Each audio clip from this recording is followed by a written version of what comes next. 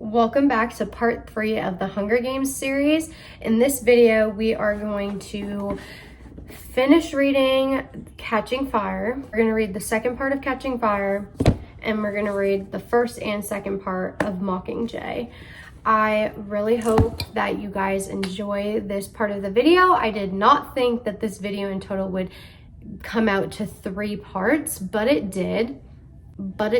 Nonetheless, I am so thankful to have been able to create these videos for you guys and put them out, and I hope you guys have enjoyed this very long reading commentary video. But let's get into it.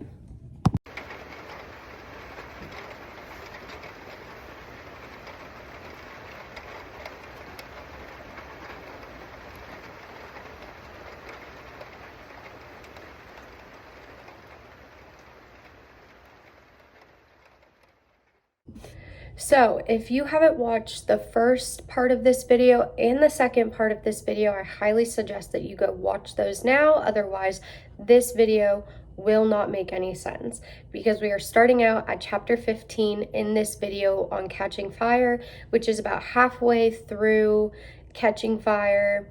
So this is the second part of the book. Chapter 15. Cinna helps Katniss get ready for the chariot rides. Katniss stands by her chariot, petting the horse. I thought this part was kind of interesting because you don't see really Katniss interacting with any other animal besides Primrose's cat, and she does not have a good relationship with Primrose's cat, so you would just assume that she doesn't really like animals, but clearly that's not the case because she's petting a whole horse and just chilling there, so that's interesting. This is when she meets Finnick Odair. Finnick is my absolute favorite character. I guess while rereading this, I didn't realize how prevalent Finnick actually is in this whole entire book, but he is a main topic of discussion. He is constantly brought up, he's constantly talked about, and he is so funny. But I have loved Finnick since the very first time I read this book, and Finnick in the movie, oh my gosh, that man is so attractive. So anyways, that's just me, saying my little piece about Finnick. So Finnick is a career tribute. He's from District 4. He's described as being very attractive. He won the 65th Hunger Games at only 14 years old, which is absolutely crazy because he's so young, and there hasn't been a lot of winners that are super young. So him being as young as he is just shows that he is obviously exceptional and super, he is very good at defending himself. So yeah, Katniss and Finnick have a flirtatious conversation. I think it's super interesting that Katniss and Finnick were kind of flirting during this part, because Katniss and Finnick you would never picture together. Honestly, looking at Katniss and Peeta, you wouldn't really think that they would be together either. When you look at Katniss and Gale, honestly, Katniss is really beautiful. Peeta is very attractive. Gale is very attractive. Finnick is on a whole other level of attractiveness. But the fact that I'm trying to make out is Finnick is a lot older than Katniss. You would definitely not picture him being with Katniss. They have very flirtatious conversation. It's kind of weird that they're kind of flirting with each other anyways because of what just happened. Katniss and Peeta literally are basically engaged at this moment. Also, not even just that, but Finnick, I guess Finnick in general does have very flirtatious energy, but Katniss just doesn't seem like the type of person he would flirt with, at all. It's public knowledge that Finnick has relations with capital people for money, jewels, and such. Katniss asks him about how they pay him for his time, and he says in secrets. And she says, everyone knows my secrets before me. He simply agrees. This interaction in itself is super important because Finnick is basically saying a lot of people, he gives them his time or does eluding acts in order to get secrets in return rather than money or possessions, which is very interesting because I guess when I was reading this when I was younger and when I read this last year, I didn't realize how many times eluding acts or acts that are promiscuous are mentioned, but they are mentioned quite a bit and very, very often. And so I think it's really interesting in general that these books mention it so many times. But if you really think about it, I guess if you think about it, in reality, those types of things are insinuated a lot in the media, in situations. Like if you look at celebrities, for example, a lot of times their relationships are just looked at as like publicity stunts, or they'll be like, this celebrity sleeping with this person for this or that reason, so on. Or even if you look at politicians or you look at people that have a lot of money, those things are commonly referenced. So I don't know. I think it's just like a matter of like, Suzanne Collins really does play on real life things that happen, but also she insinuates a lot about things that really do take place in real life, which is crazy. So a few weird things that I just thought were weird. So Chaff, which is one of Haymitch's friends, plants a kiss right on Katniss's lips. I felt like that was so weird because Haymitch is like 30. He's got to be like 30 or 40. And that means Chaff is like 30 or 40. That's disgusting. Why are you kissing Katniss? Why are you kissing her on the mouth at all? Like, what? Why? Like, regardless of the whole rebellion thing, regardless of everything and anything, why are you kissing her? That is so strange. That's so weird. Johanna, one of the fellow tributes that they will need to fight in the arena, strips down butt naked in front of them in the elevator. This is also so weird because, once again, Johanna is like 30 years old, something like that, and she's stripping down butt naked in front of Katniss and Peeta, as well as, I believe, Haymitch and Effie. Why are you getting naked in front of these children? Why are you taking off your clothes? Why are you just getting naked? Like, I get that this is almost like an insinuation of vulnerability. The most vulnerable you could ever be is possibly being as naked. See, I feel weird even talking about this, guys, but like the most vulnerable that you could ever be is like being naked in front of somebody. But being naked in front of children that aren't even your children. The Capitol and the districts have such weird things happening. Like, Katniss describes in the Hunger Games that this is the first time that like she's ever been naked in front of anyone. And it's her prep team, and once again, her prep team's older adults, but like it's a completely different setting. It's still super weird. It's still super inappropriate, but like not as weird as like this situation, but still super weird. It's all just icky. Like it rubs you the wrong way, honestly. So the tributes head down to the training center. Haymitch suggests to them that they find an ally.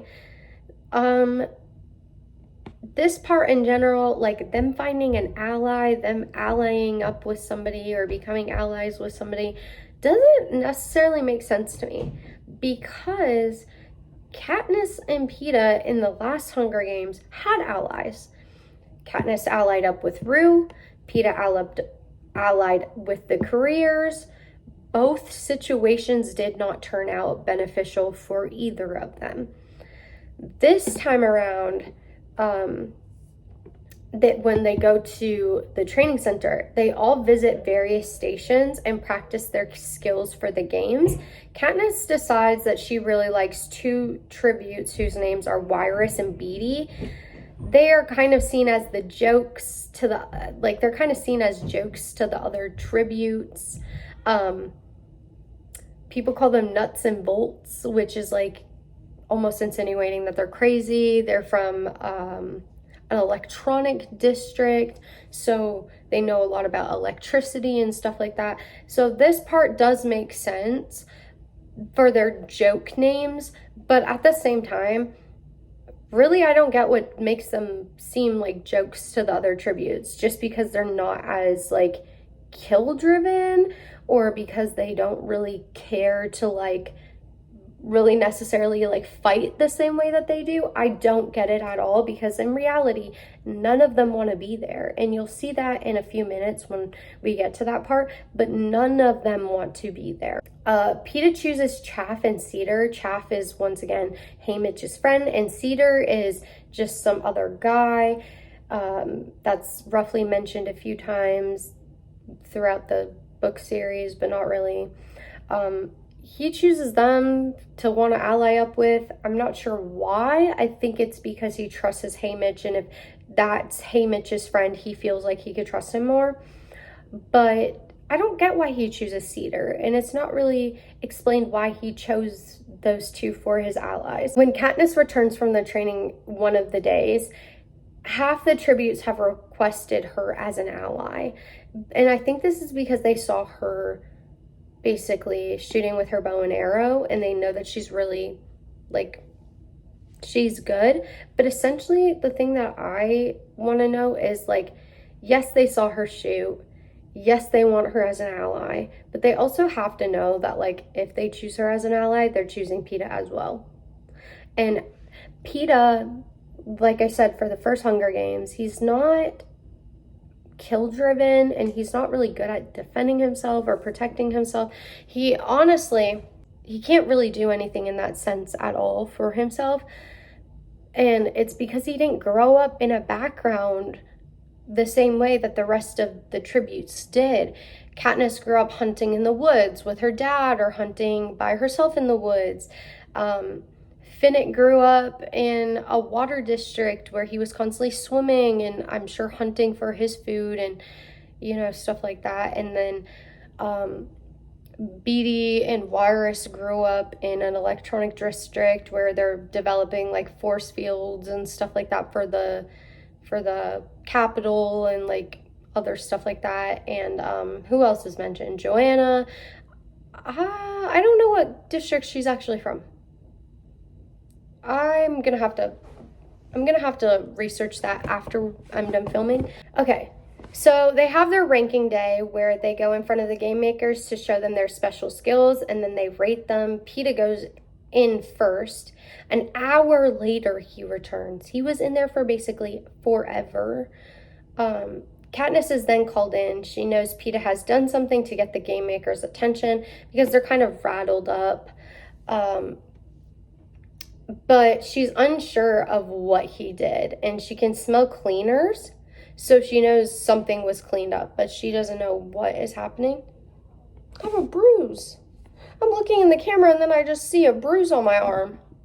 She's unsure what he did. She decides that she is going to tie a noose and put a dummy doll hanging from it with Seneca Crane's name painted on it, which is last year's game maker.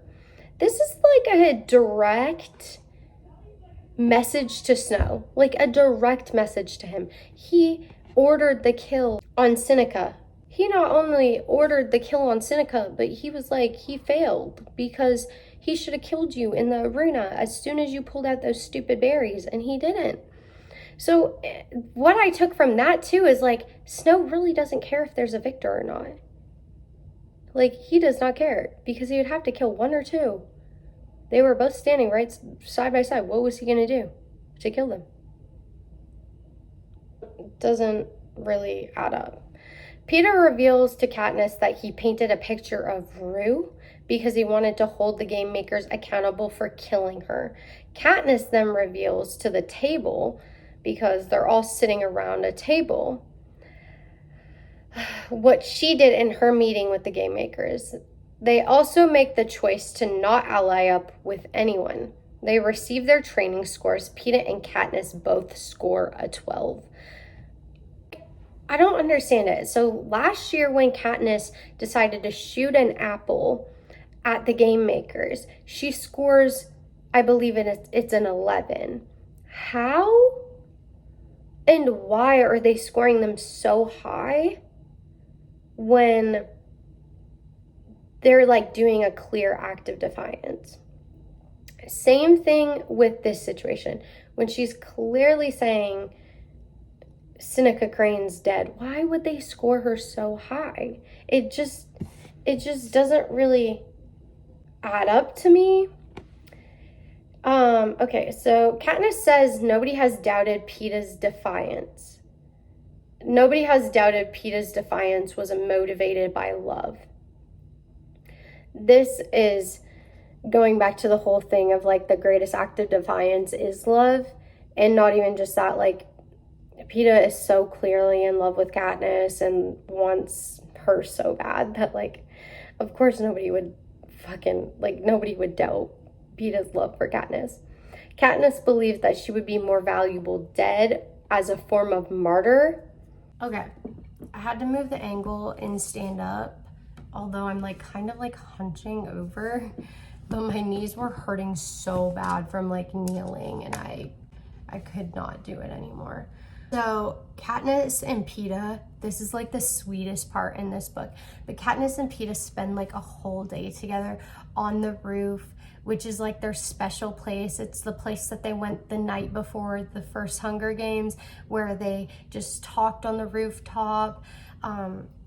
I believe when they went back to the Capitol after the first Hunger Games and were like doing the victory tour, they also went to the roof and had a conversation there. I can't really remember, but this is like what I consider their special place where they go together to spend time. So they spend a whole day up there, like being all cutesy and cuddling and having conversation. Then they go down to Katniss's room and spend the night together, which at this point in the book, they're just like really bonding, and like Katniss, I think, is really, really falling for Peeta and like realizing that like he is her person. He is the one for her. And like I think she's just coming to the conclusion of what she's really felt this whole time is like she's loved him this whole time. She's wanted him this whole time, but she's just never really believed that they could actually be together. Which, I mean, I get it. Also, I think because Gale is not really like in the picture and she's not sure if she'll ever return home again, she just doesn't care about his feelings, because every time that she shows emotional feelings towards Gale, it's just about Gale's feelings in that moment and protecting them. It has nothing to do with like her wanting that, really, at least in my opinion. Katniss is instructed by the president, by Snow, to wear a wedding dress to her interview. One of the tributes tell Katniss that she looks ridiculous, and Joanna tells her to make Snow pay for it. It seems like almost 50-50. Like some of the victors know what's going on, some of them don't know what's going on. Some of them are aware that Snow is doing these weird things and making Katniss like have to do certain things, and then other ones are just like, she's doing this for the cameras, or she's doing this for whatever. And I'm just like, why would she wear her wedding dress that she's literally only put on like one time before this? And why would she do any of this? Why would she actively choose that? So a lot of tributes suggest to Flickerman that the rules of the Quarter Quell could be changed, and that this all lies on Snow and him being able to change the rules, and that the Capitol must not care that much about their victors. Every single victor that kind of went on the stage kind of said something alluding to the fact of like, the rules can be changed. They can be changed at any time. We don't have to go through this again. The point of having the Hunger Games was literally so they wouldn't have to go through this again. Whoever wins gets to live their life in peace, gets money from the Capitol, which also, like, a lot of this is really interesting. So when you win the Hunger Games, you get put in the Hunger Games every single year until you're 18. Sometimes your chances are doubled because it goes up, I think, every single year until you're 18, and then it's 7 times at the age of 18.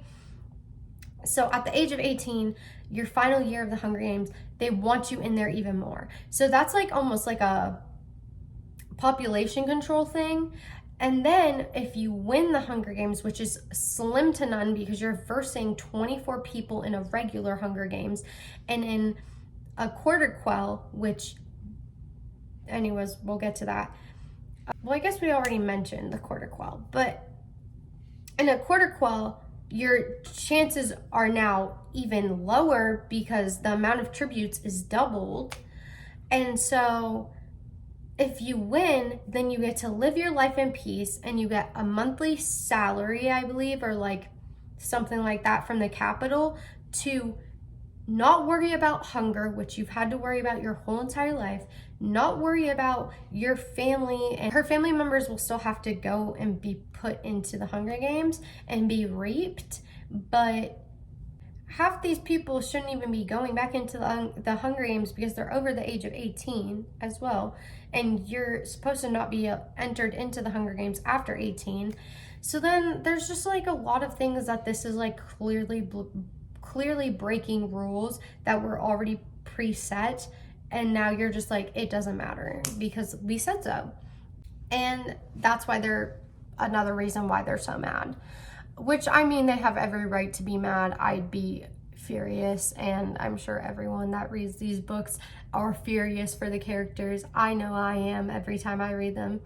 Katniss enters the stage and she apologizes to the crowd for not being able to attend her wedding, and she twirls in a circle. During this, her dress transforms into a mockingjay. She knows that Cinna has done an act of rebellion by just making the dress, and he put himself in danger. Cinna, I feel like, has lightly done acts of rebellion last Hunger Games, and now this Hunger Games, that mockingjay dress was just right in their face. Super big act of rebellion. Snow knows what this means. Most of the Capitol that was alive during Snow's time, as well as anyone that's older than Snow, would know that this is a clear act of rebellion.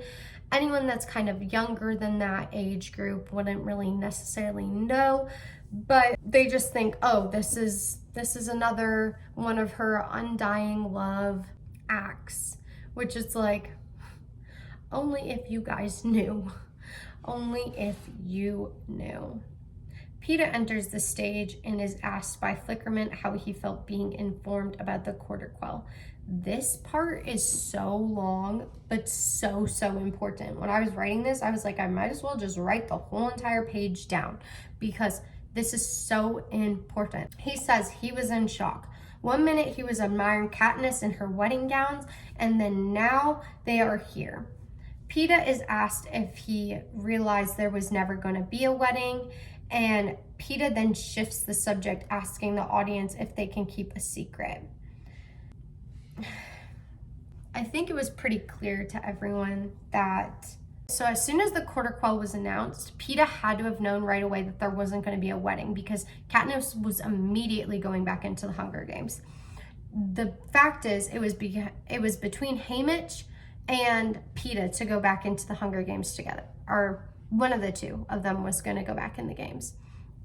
I think it was pretty clear to the Capitol as well as everyone else around them that Haymitch was never going to go back into the games. Haymitch is not capable of doing that all over again. He just isn't. Like, the mental turmoil from his games that he went through, he will never ever be able to go back into the games again, which also is really interesting because obviously every single person is affected very differently from going into the Hunger Games. You see this in multiple different ways with different people, but some people can go through something and not be perfectly fine, because that's just impossible. You're never going to be perfectly fine from going through a very traumatic experience, but you can go through a traumatic experience,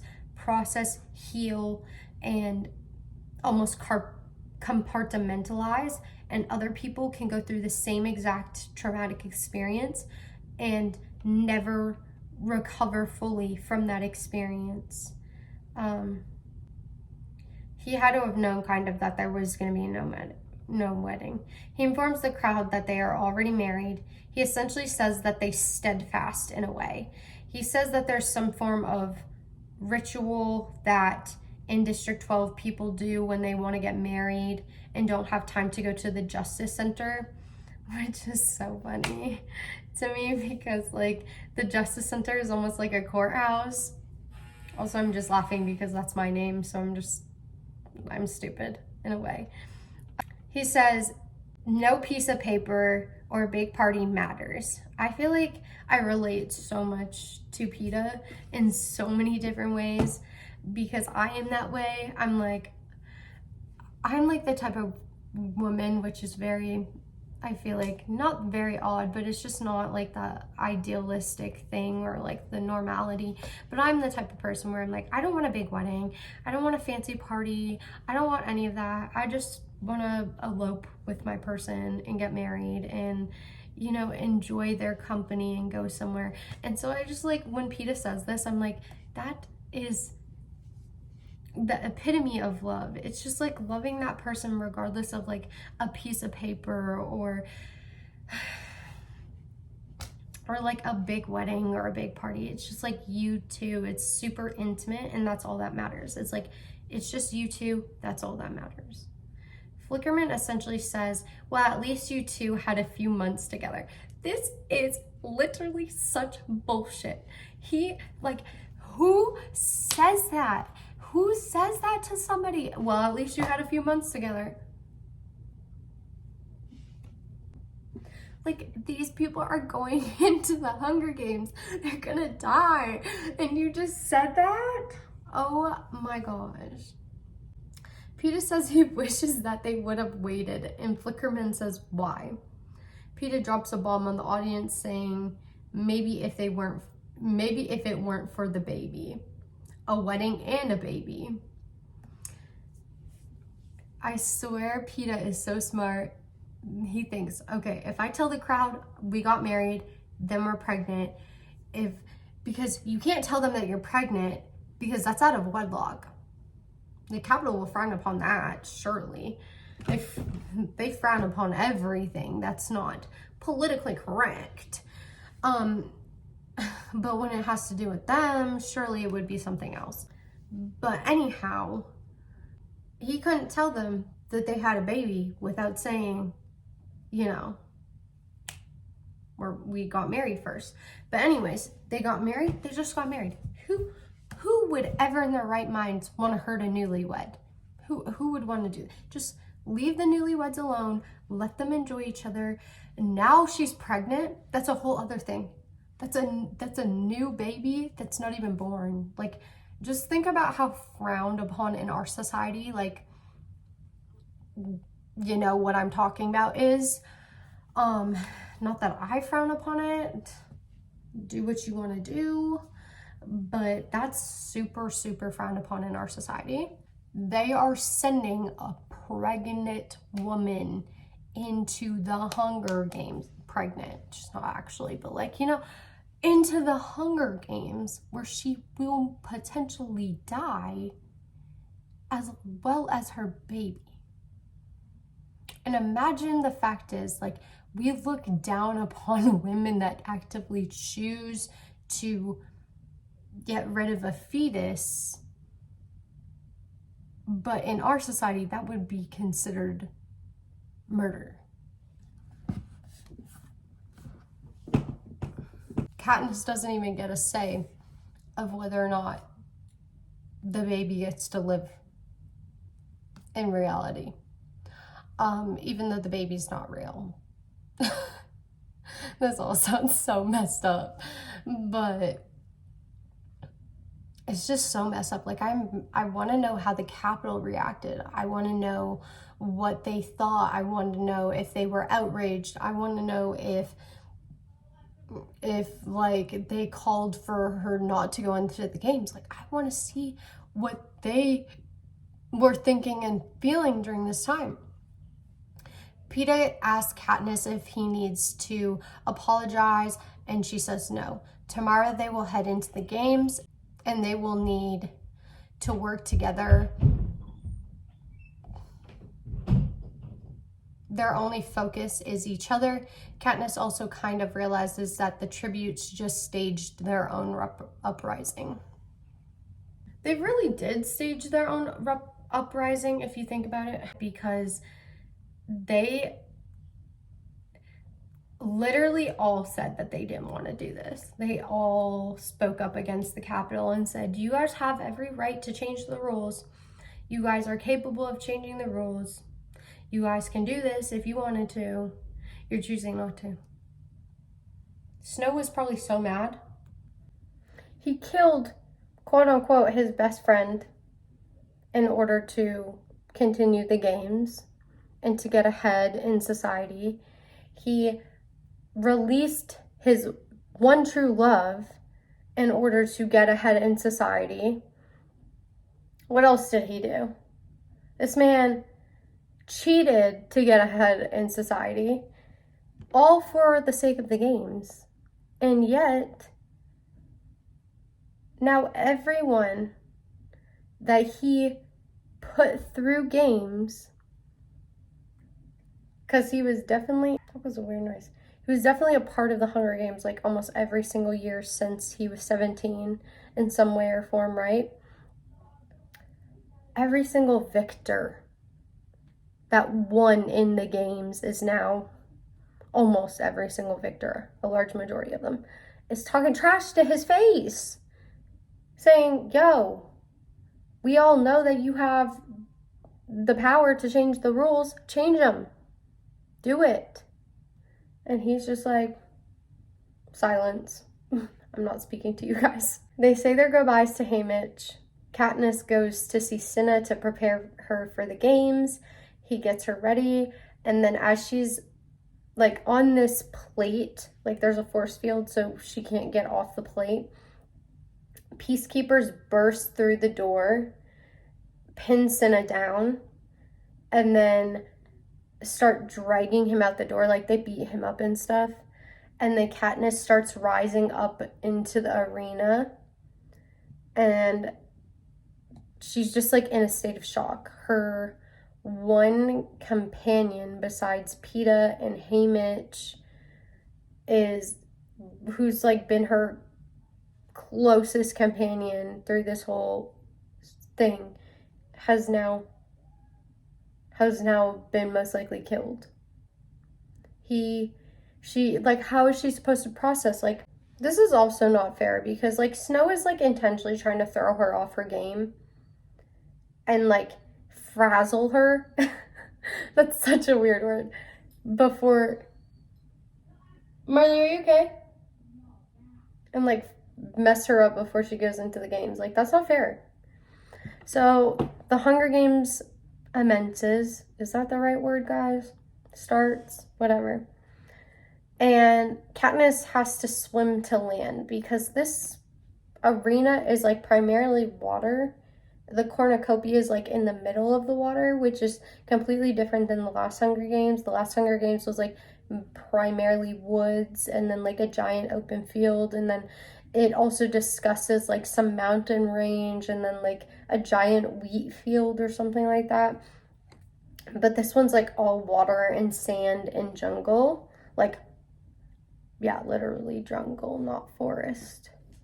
Finnick and Katniss are in a standoff, and he tells her, good thing we are allies. She realizes he's wearing the same gold band as herself and Peeta, because Effie had like weird gold hair, and then Katniss like made a joke to Effie, and I forgot that this was like a part, but about like how they all should get something gold to like match Effie. And Effie was like, yeah, like I'll get you guys something gold to match me. And so she got Haymitch and Peeta and Katniss all like gold little bracelets. And I guess Haymitch got the same gold bracelets for all the allies.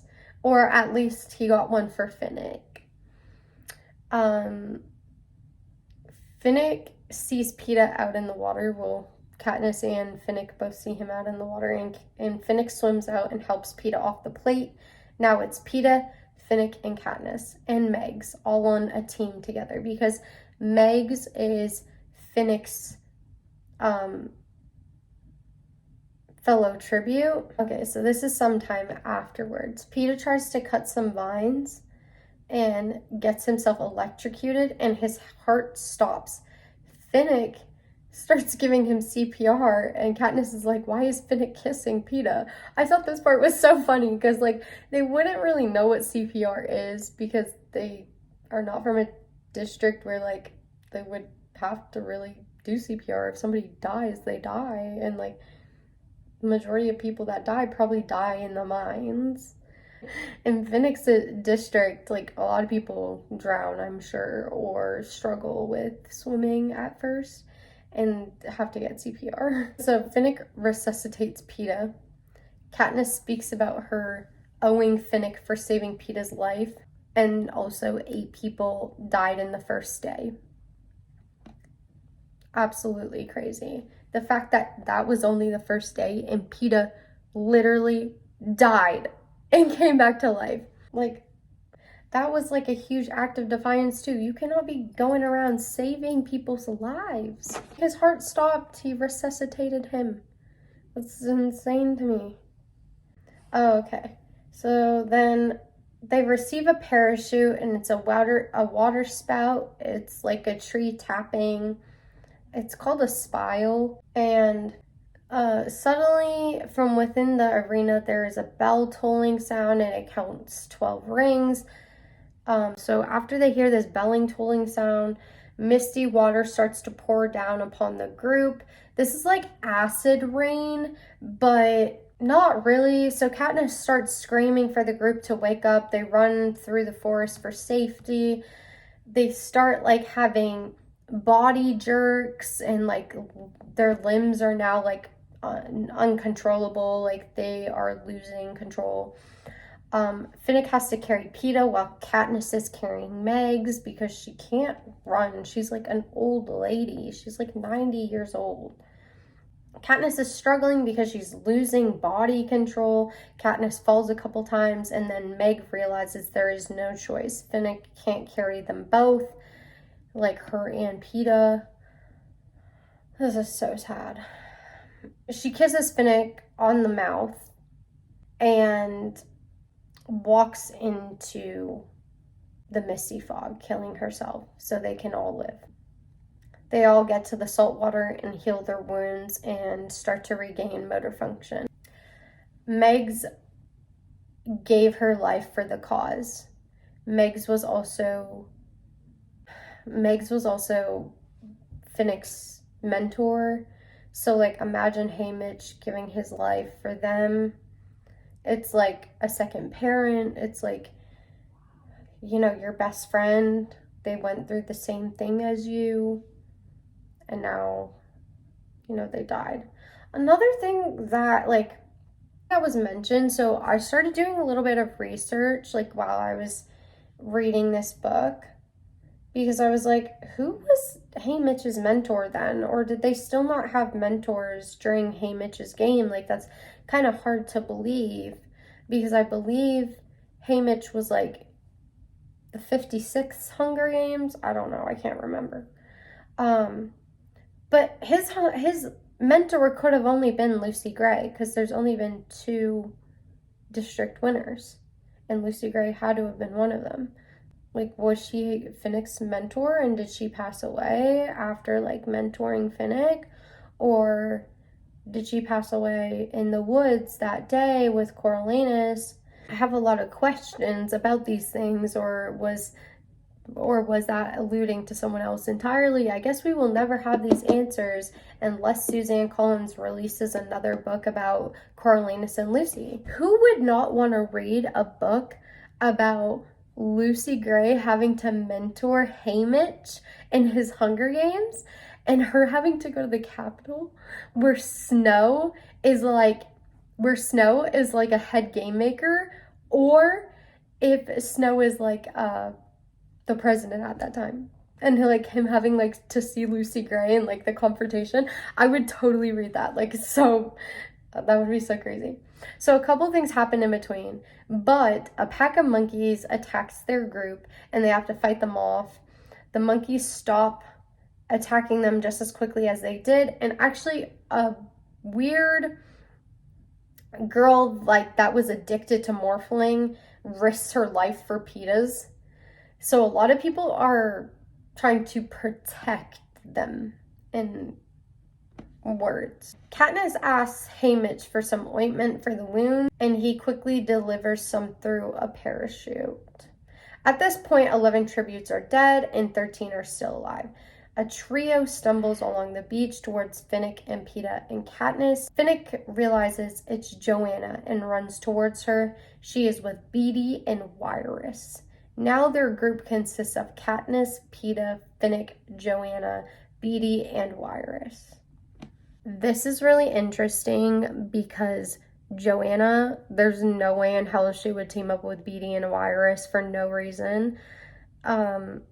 Joanna is just like so cocky, and she hates basically everyone, like literally everyone. Wiress keeps repeating the phrase TikTok. That has a lot of different meanings nowadays. TikTok, TikTok, TikTok. Katniss also finds out that Haymitch directed Joanna to bring Wiress and Beetee to Katniss because she wanted them as allies, and that was the only way for Katniss and Joanna to become allies. Haymitch is very smart because he knows that when Katniss saw the gold band on Finnick, that she would trust Finnick immediately because he has the same bracelet.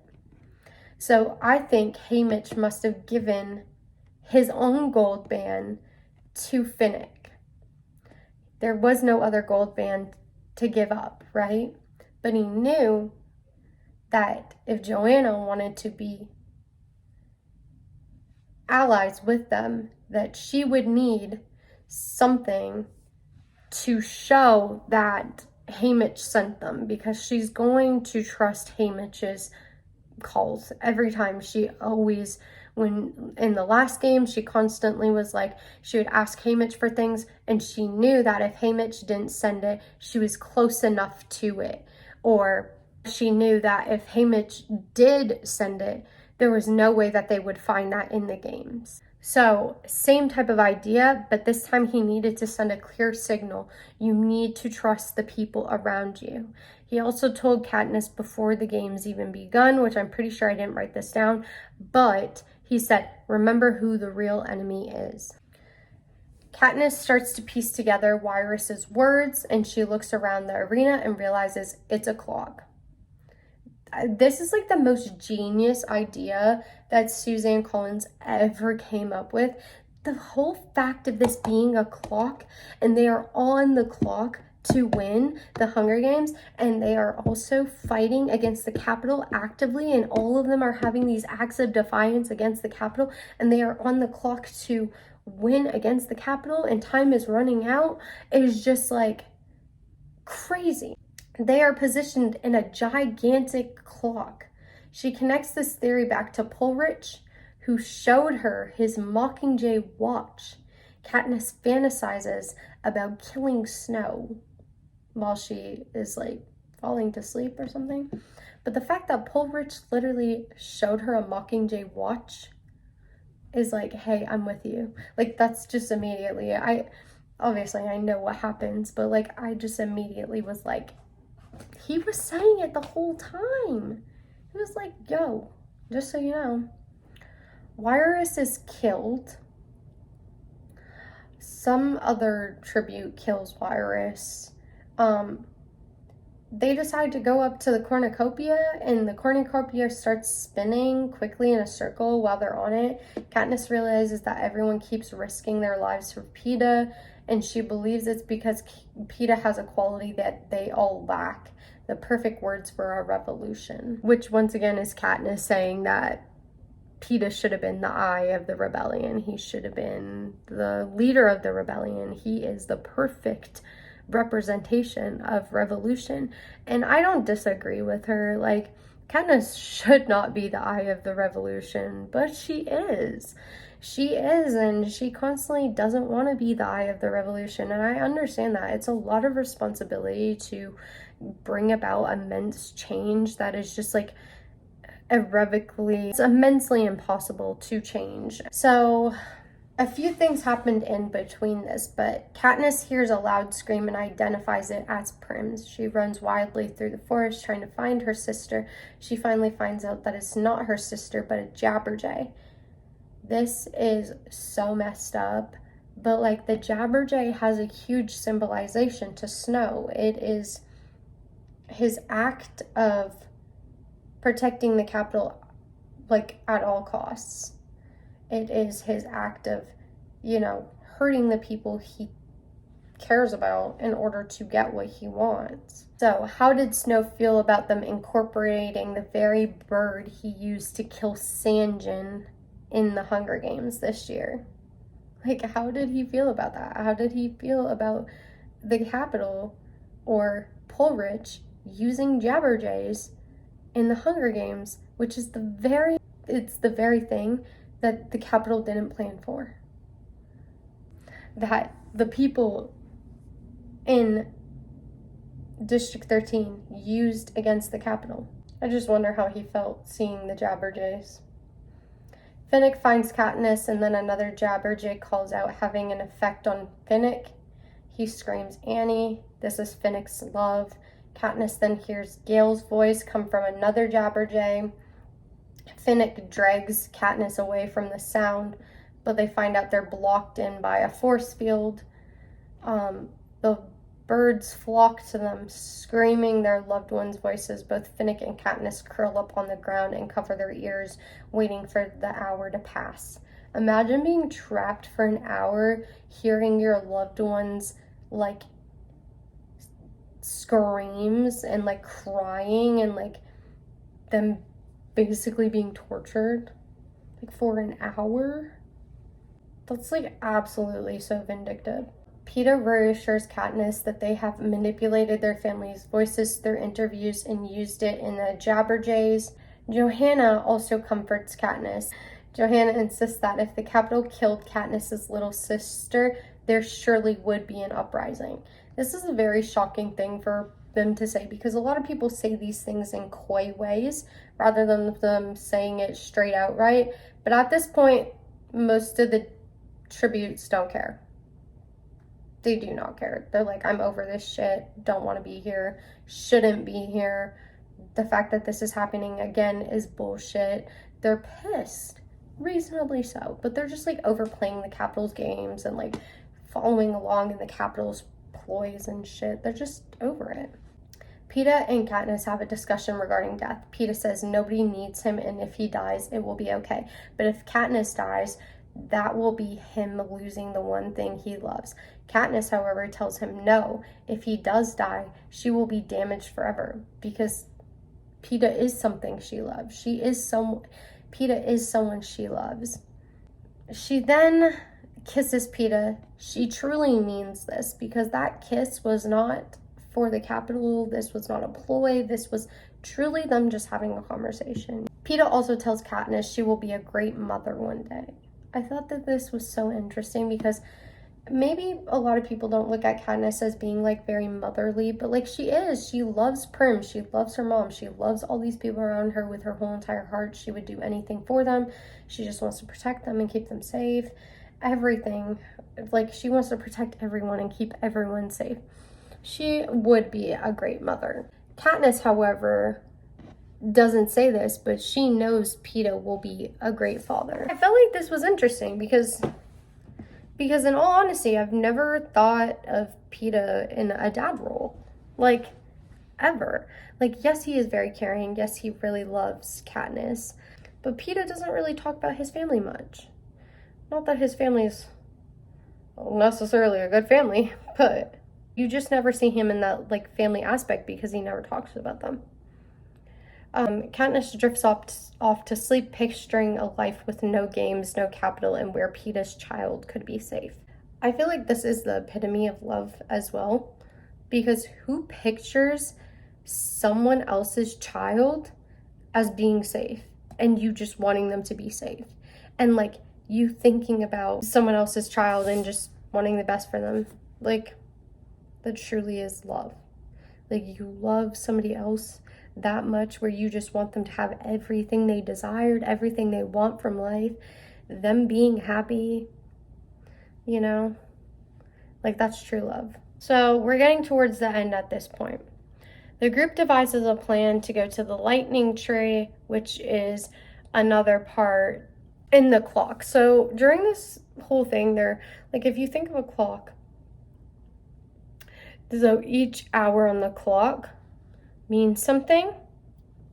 So one part is where the monkeys is, one part is where the mist fog is, one part there's like a giant wave tsunami thing, another part there's a lightning tree, and there's other parts on the clock, obviously. That's just the most prevalent ones that are talked about. So they want to string up a conductive wire to this lightning tree, so when the lightning strikes, it will kill anything in sight. Beetee wraps the wire around the tree.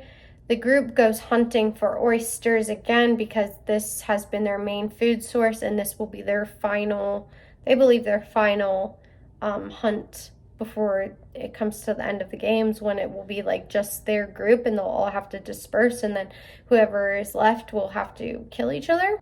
Peeta opens an oyster and finds a pearl inside. He references Effie during the first games when she said, if you put enough pressure on a pearl, it turns diamonds. This is like funny because I knew that this part was coming up. I just didn't know when it was coming up.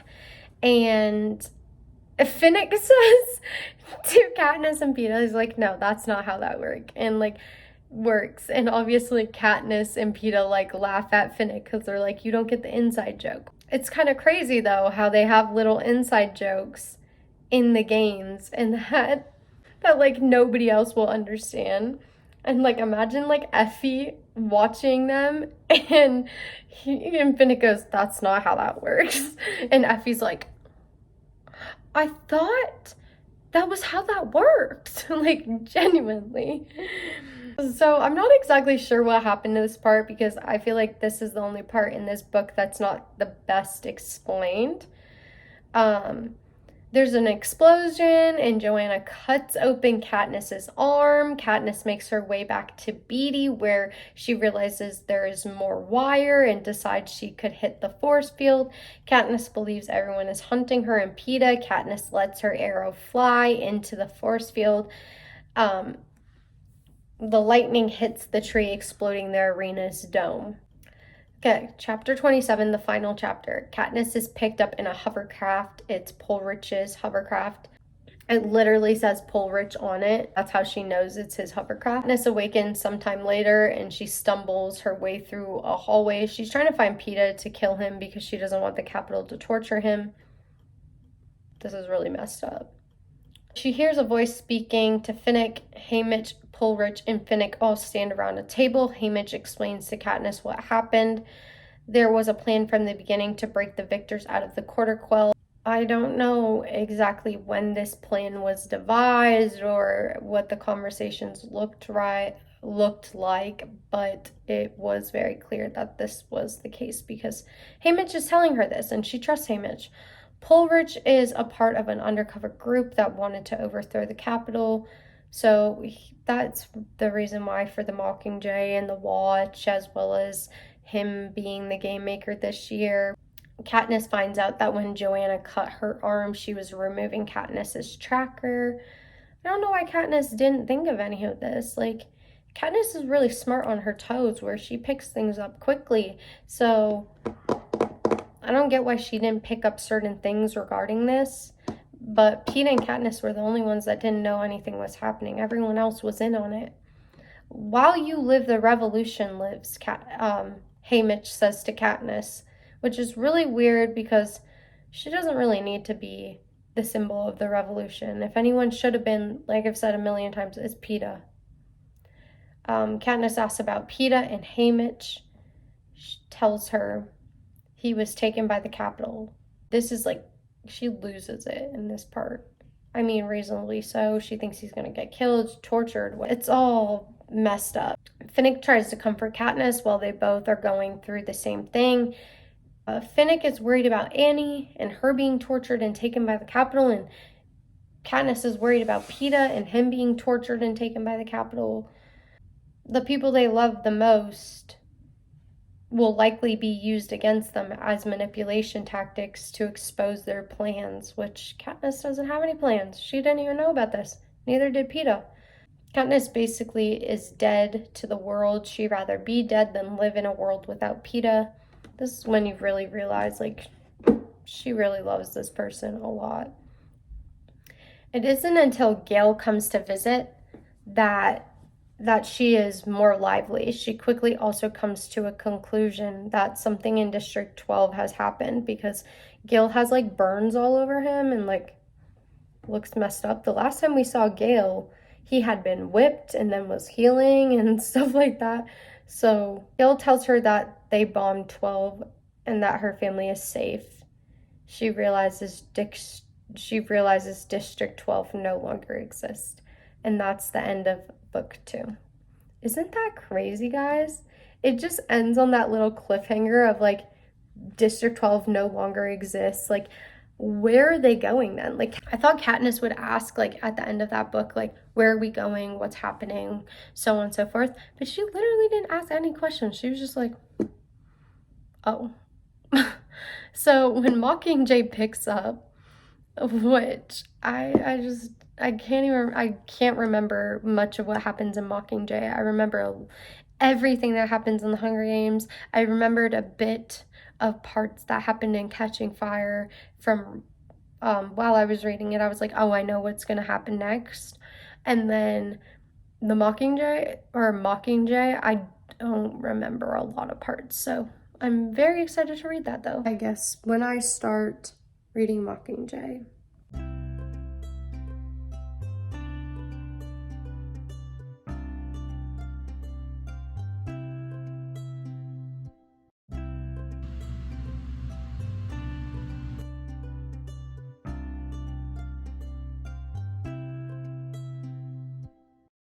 Hello guys, welcome back to part 1 of the Mockingjay series.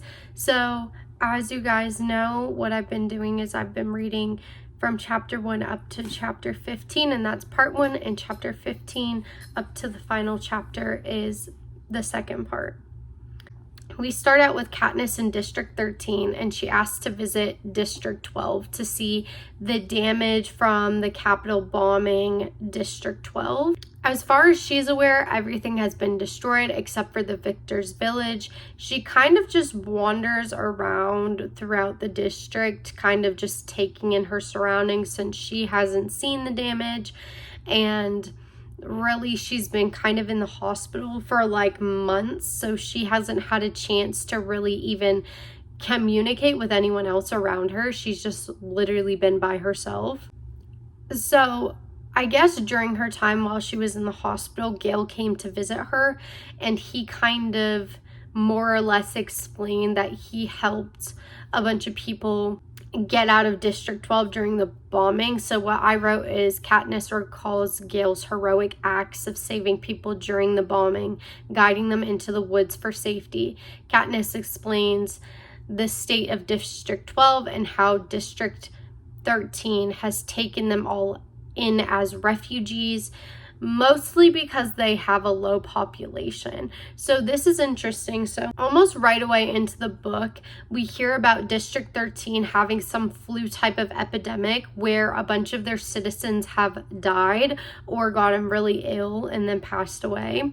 And so they're struggling with population control, and their population is declining or has declined. So Katniss says that like they've been taken in only because of their population declining, but also because they want to help. There's a lot of mixed emotions around District 13 and them being like a hidden district for all this time.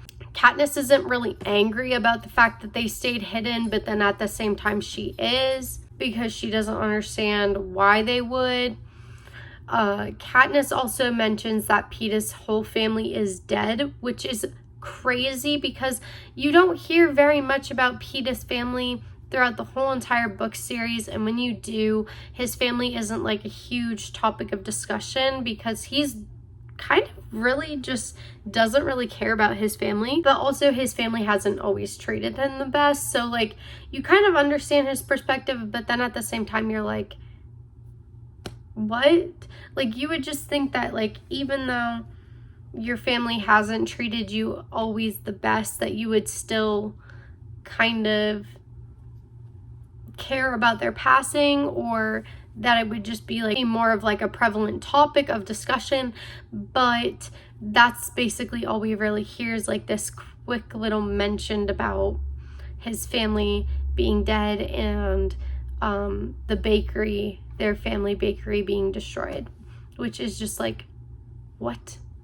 Katniss knows everyone wishes that they saved Peeta instead of her. None of them can really focus on the rebellion because they all are pre-focused on other things. Haymitch is really focused on the rebellion, and so is Pulrich, and so is Coin, President Coin, which is the president of District 13. But Katniss is really focused on Peeta and how he is stuck in, has been taken to the capital, and Finnick is so focused on Annie and how she's been taken to the capital, and Beetee has been taken into the weaponry force in District 13, which is kind of crazy because you immediately assumed from the last book that Beetee was dead, and then it just mentions that Beetee's alive and he's working in weaponry, but doesn't explain how he got rescued, or doesn't explain how he got healed or saved or anything like that. Like a lot of this book leaves out a lot of explanation, and when I was reading this, I was actually really struggling to like maintain interest and read it because this is just not a very interesting book.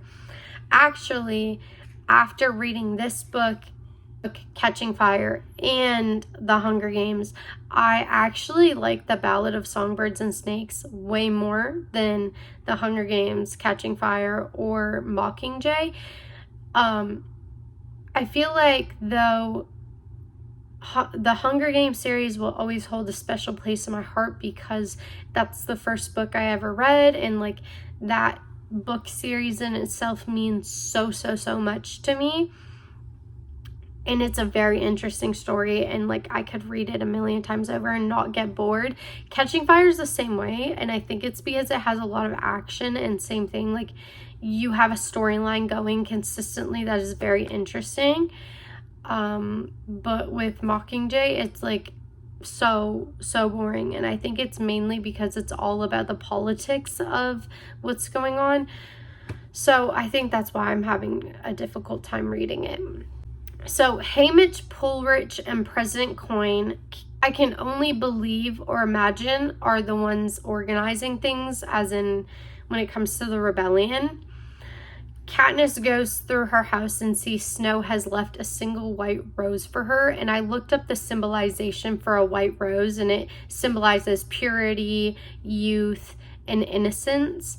And to me, I took this as he was trying to, if you look at like Snow, he really cares about the purity of his line and having this pure identity of being this like mastermind and being this really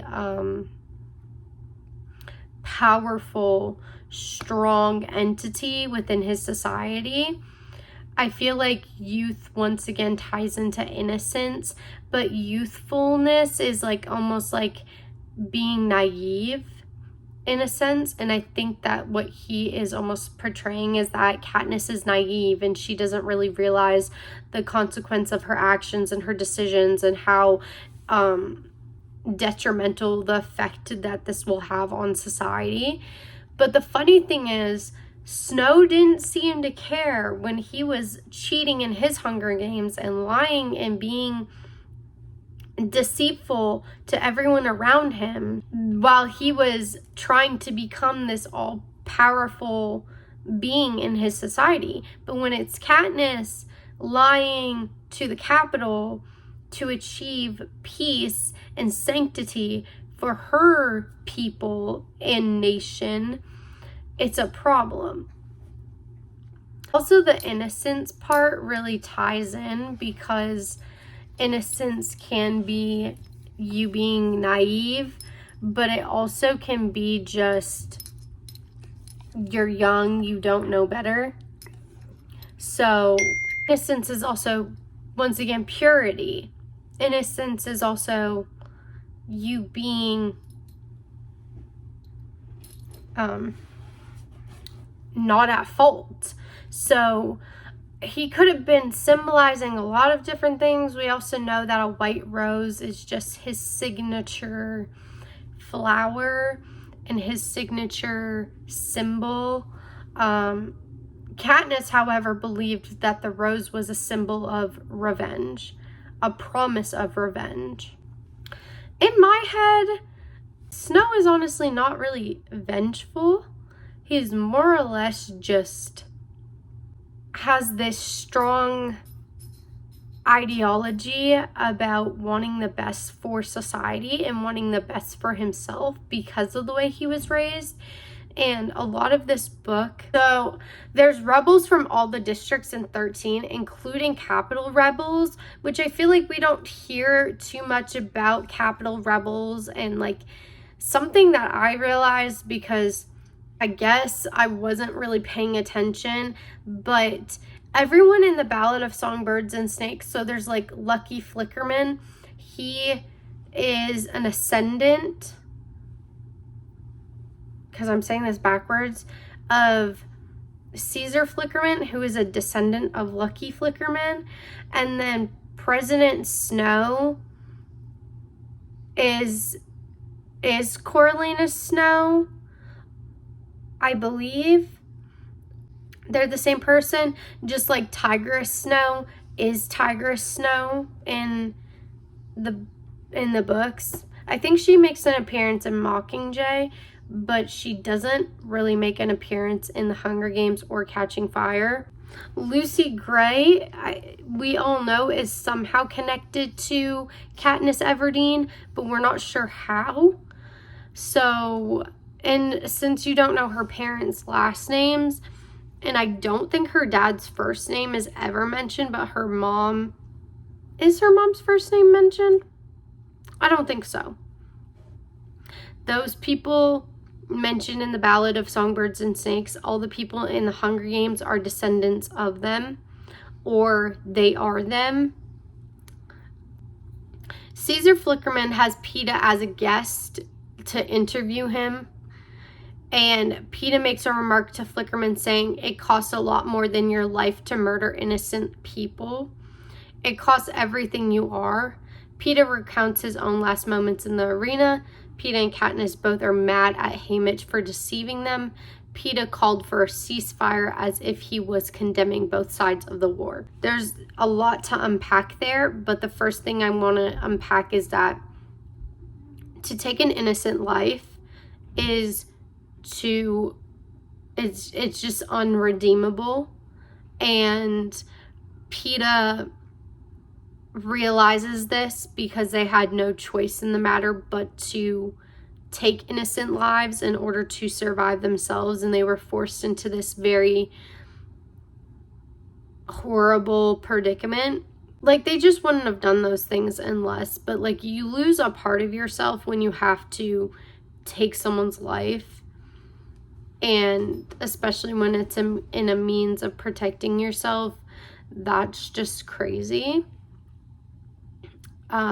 Recounting his own last moments in the arena is something, because like Katniss did not know what happened in Peeta's last moments in the arena.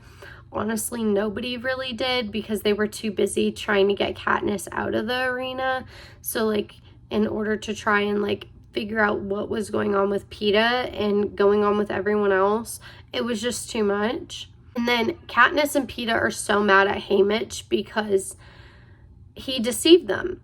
He had lied to them this whole entire time. They felt like they had a relationship where they could trust Haymitch and that Haymitch would tell them the truth. And he had lied to them about having a plan from the beginning to break them out of the arena. He had lied about who he was really going to save. He told Peeta one thing and he told Katniss another, and I think that Haymitch really wanted to save both of them but knew that he couldn't save both of them.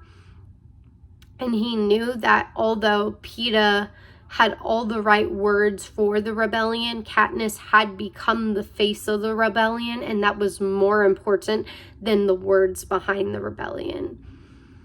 I think Peeta is correct in this term for calling for a ceasefire, because I look at our world around us in modern day and all the wars that are currently happening, and there's destruction on both sides, and there's hurt and pain and sadness, and it's disgusting when you have countries fighting each other, but yet innocent lives are being taken, especially children. It's absolutely devastating and sickening. And I think both sides deserve to be condemned in situations like that, especially when you're committing full-blown war crimes, which a war crime essentially is hurting innocent people, civilians. It's absolutely horrendous. And so when I look at it in a fictional sense, if we can apply any form of fictional knowledge or fictional happenings to real life, I think that that's where connection happens. And right now, and so many times before, we've lived in a world where war is so perpetuate. I don't know if that's really the right word that I want to use, but it's so prominent, especially right now with everything that's happening in our lives. It's just horrible to see that fantasy becomes reality. Katniss keeps Peeta's pearl close to her, and Katniss also discusses a concept called propos, which is propaganda. They are trying to use propaganda to push an agenda. There's propaganda, I feel like, in a lot of different forms in our society, unfortunately. There's a lot of things that are propaganda, but like in this sense, when we talk about propaganda, we talk about war. And propaganda in that sense is just like, come to our side, believe what we are saying, because we are correct, we are right, we know what we're doing. These are the reasons why we're doing it. Anytime that you see something and they're really trying to push a narrative, it's probably not true, or it's not 100% factual. And unless you do your own research and you actually fully understand it, which most times we never really fully understand it, our opinions and narratives are going to be wrong. So I never like to form an opinion or decision on anything unless I've done research into it. But I feel like it's common sense that if people are dying on both sides, or people are dying in general, then that's like a negative thing. And so like when you look at the Ballad of Songbirds and Snakes, you kind of have empathy for the Capitol when they're going through the dark ages and people are dying, getting sick and stuff like that, because they're children. They're literal children. And you see Snow discuss like his hardships, and you feel bad for him in a sense. Although Snow is an awful person, you still feel bad because there's people that are not Snow that are going through the exact same thing. So same thing with Katniss and Gale. You feel bad for them, and you feel bad for Peeta for the upbringing that they had and how they're forced into these situations because of their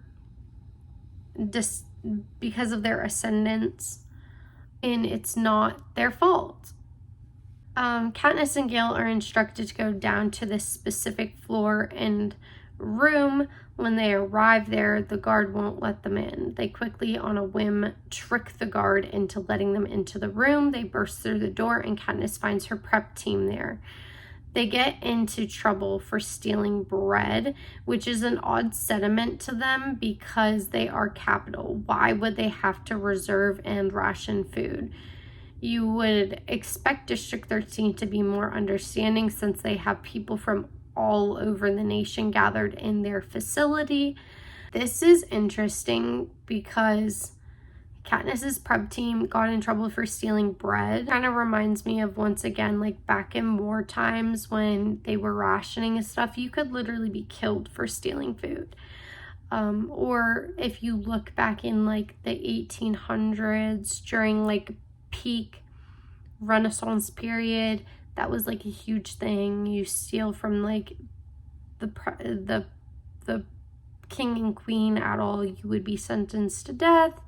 I have a lot of interest in period pieces and like different old-timey books and movies and TV shows.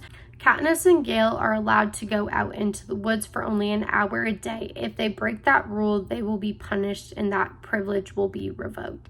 It's really interesting that going outside is a privilege because like they want to like protect themselves, and I understand that capacity, like wanting to keep the whole entire facility safe.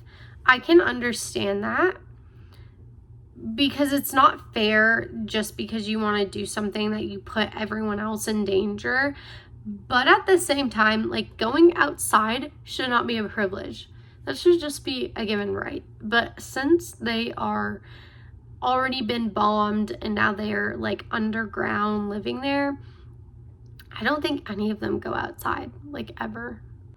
Katniss also makes a comment about how it is as close to happiness as they can get.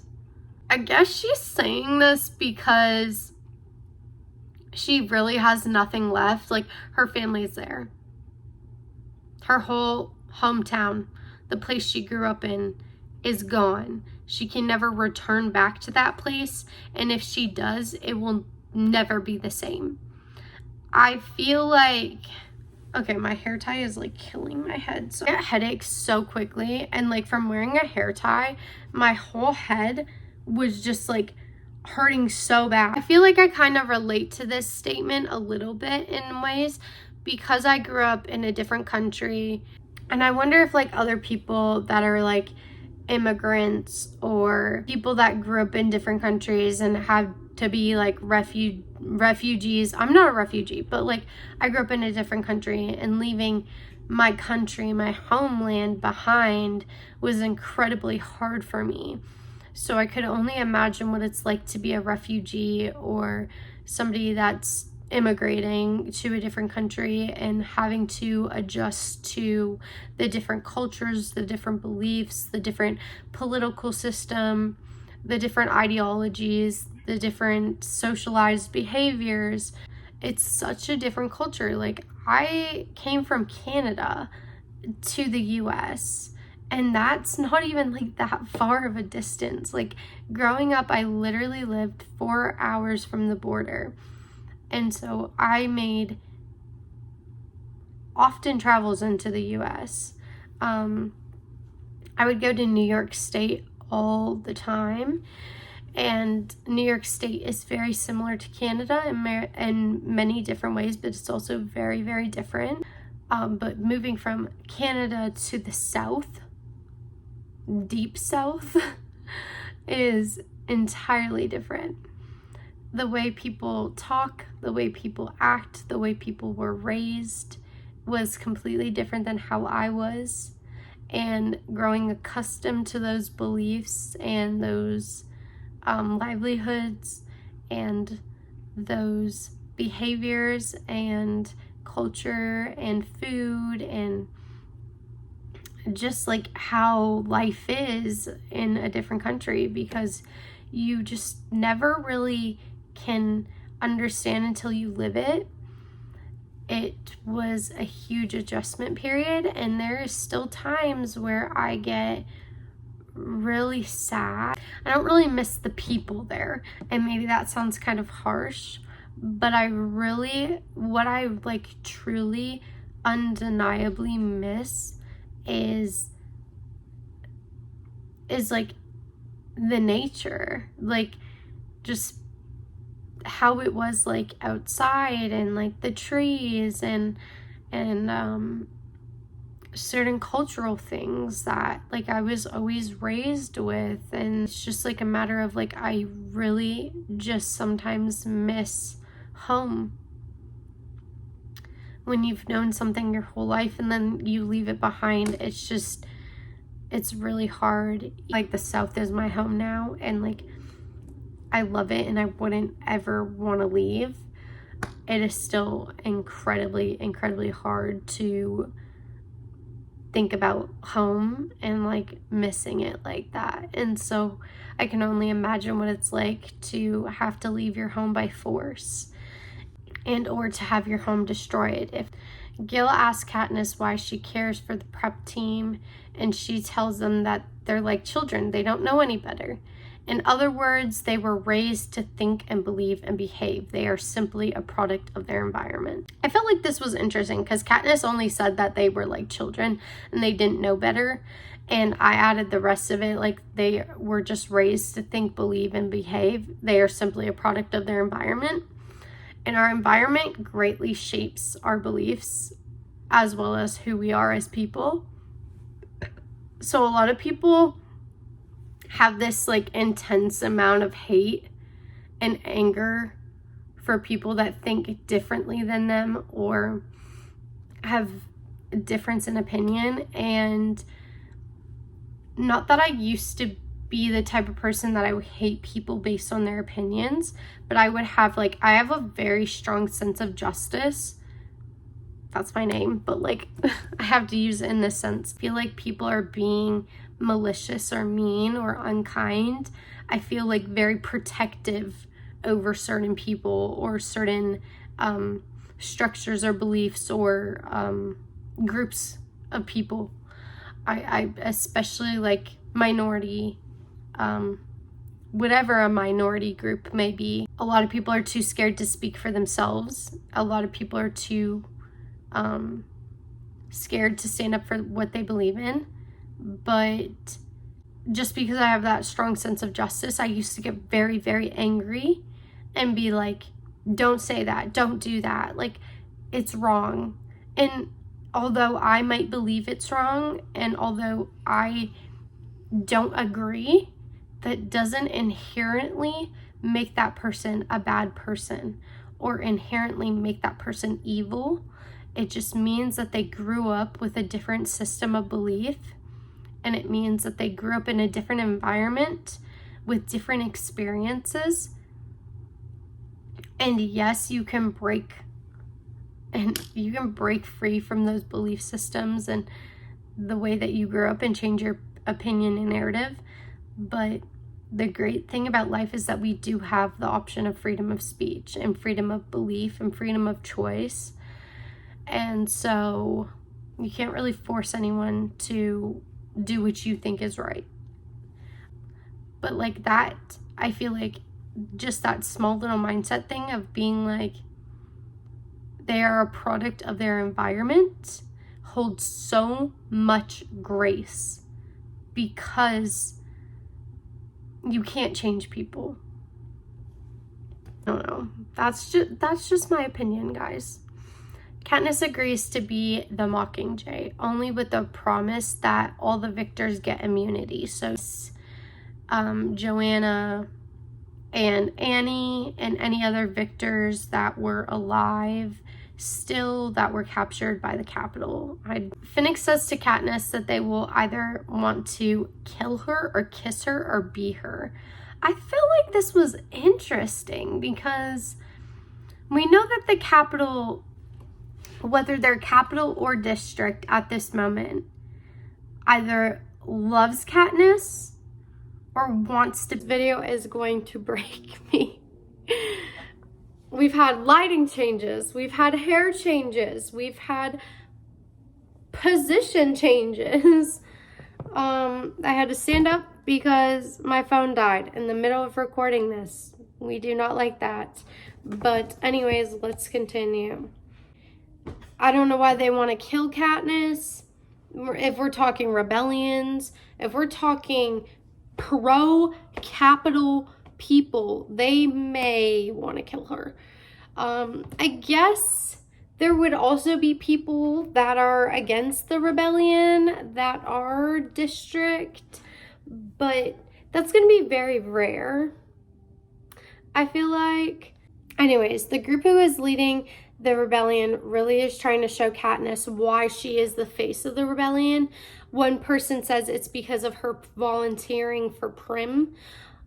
This shows an act of just selflessness. I feel like I mentioned that in the first part of this video. Another one says it's because of her act with Rue and her singing to Rue while she died. I feel like I mentioned that in the first or second video as well, where I was talking about Katniss is very selfless and she cares a lot and she has this very motherly, protective energy that you just wouldn't necessarily think she has unless you're really, really paying attention. Another one says that they cried when she drugged Peeta so she could save Peeta's life. This is another thing of like her putting herself in a situation of risking her life in order to protect the people she loves. And then someone else mentioned her trying to carry Meg's. These are all Katniss's unfiltered. This is all Katniss unfiltered and unscripted. Each one of these acts is an act of selflessness, love, protection, care. It's just truly Katniss being Katniss and her just wanting to do the best for the people that she cares about and wanting to protect them and care for them and just overall really love them. And like that is something I feel like everyone should kind of strive for. When you love somebody, you should want to protect them. You should care for them. You should be just, I don't know. I feel like when it comes to like a mother's love, and Katniss has like a very motherly energy, like I said, you would do anything to protect. Haymitch is the one mainly leading the rebellion. He informs the group that they will tell everyone Katniss's baby died in the arena from the electrical shock. This goes back to the whole fake baby situation, which is just crazy. That situation is so insane. Katniss finds out that District 13 has advanced weaponry. They grow their own food. They have different forms of hovercrafts and missiles. She cannot understand why they wouldn't help the other districts against the Capitol this whole entire time. They know what's been going on. They haven't been active participants in the Hunger Games for eons. They could have helped the districts at so many different points. They could have been the start of the rebellion. Why did it take a teenage girl from District 12 to be the face of the rebellion when you guys had all this stuff?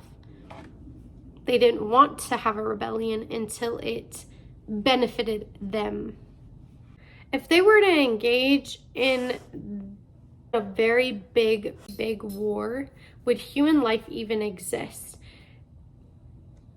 This is kind of something that Peeta refers to, where he's like, just think about what a war would really do to us and how detrimental it would be to our whole entire living system, ecosystem, people, livelihoods, just life itself on the planet. It would change everything for not just a year, not just 2 years, not 3 years, forever. Every single war that we have ever had on our planet has affected us for centuries to come and is still prevalent in society to this day. Katniss boards the hovercraft and they take off to District 8. Every district except 2 is at war with the Capitol. So I kind of was like, what is District 2? Like, what do they even consist of? And it said they're a nation of stone quarries. And then I was like, what is a stone quarry? And I guess it's like, they're like stone miners. But then when I like read it in the book as well, because I like looked it up on like a Hunger Games forum thing, that's what it said. But then also when I read it in the book, because I start researching before I read the rest of the page for some reason, it said that they're like suppliers for the Capitol. Like they provide them like clothing and fighting and different materials and stuff like that. It's also like where many peacekeepers are recruited from. Anyways, they have a plan to take over districts one by one and then take over the Capitol. I don't know why they're going to District 8 first in order to do this.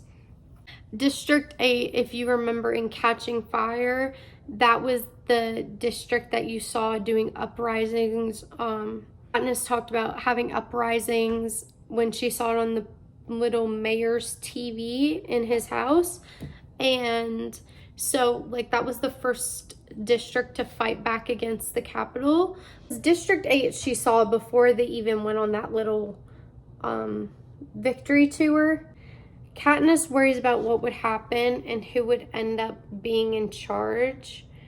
Like when all the Capitol, like when District 13 takes over the districts and then takes over the Capitol, she's like, who's going to be in charge?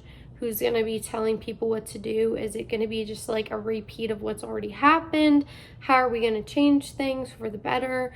She has a lot of ideas. And for like a 17-year-old girl, that's a lot. Like, it's a lot to be worrying about. Even at my age, I'm 23. I don't want to be worrying about a whole country and what is happening with that country. That is too stressful. And imagine like the districts are modeled after the US. That's a lot of states to be managing on top of the Capitol, which is why like in our current society we don't have these in Canada. We have like mayors for each of our cities, and then we have our prime minister. And here you have like senators, and then you also have mayors. And then you also have the president. I'm really dizzy. Katniss's worries reminded me of Snow's own worries about control, and if someone wasn't in control, how chaos would arise. And Katniss is basically worrying about the same thing. Pulrich says to Katniss that they would form a republic, which I was like, what's a republic? Because we have a democracy and we live in a democracy, and I would say majority of countries have democracies unless they have dictatorships or they have a monarchy or they have we all have some form of hierarchy or monarchy in our society, but each country is vastly different, but we all primarily kind of live under democracy. Unless it's a dictatorship. So I wasn't sure what a republic was. I know that there is countries that do have republics, but I just didn't know what it really meant. So I looked it up, and it said where the people of each district and capital can elect their own representatives. It's a centralized government, and it's another word for democracy. So that's very interesting. They just elect their own people, which is basically what we all have now. They mention how this has been done before in history books, which I guess is kind of funny because they're referring to our society currently in current date, and this would be our society in the future, hence dystopian future. They land in District 8, and it's like they've entered another world. The city is still being bombed daily, and there is wounded being brought into a makeshift hospital, and whatever they can find, whatever mobile device they can bring the wounded into the hospital with, they enter the hospital and see that the wounded, it's a sickly scene. That's a weird word to say, sickly scene. When the sick realizes Katniss is there, they start to call out to her, extend their hands. They view her as a savior. They are instructed to go to the airstrip immediately. Bombs are incoming. Bombs start raining down upon them. The Capitol planes target the hospital. Katniss cannot understand why they would target people that were helpless, dying, injured, and sick. So I wrote a little blurb quickly. Suzanne Collins writes from not only the point of fiction, but realism.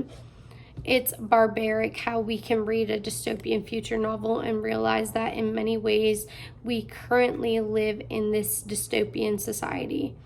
But isn't that the point of writing a novel about the fatal flaws within our society structures?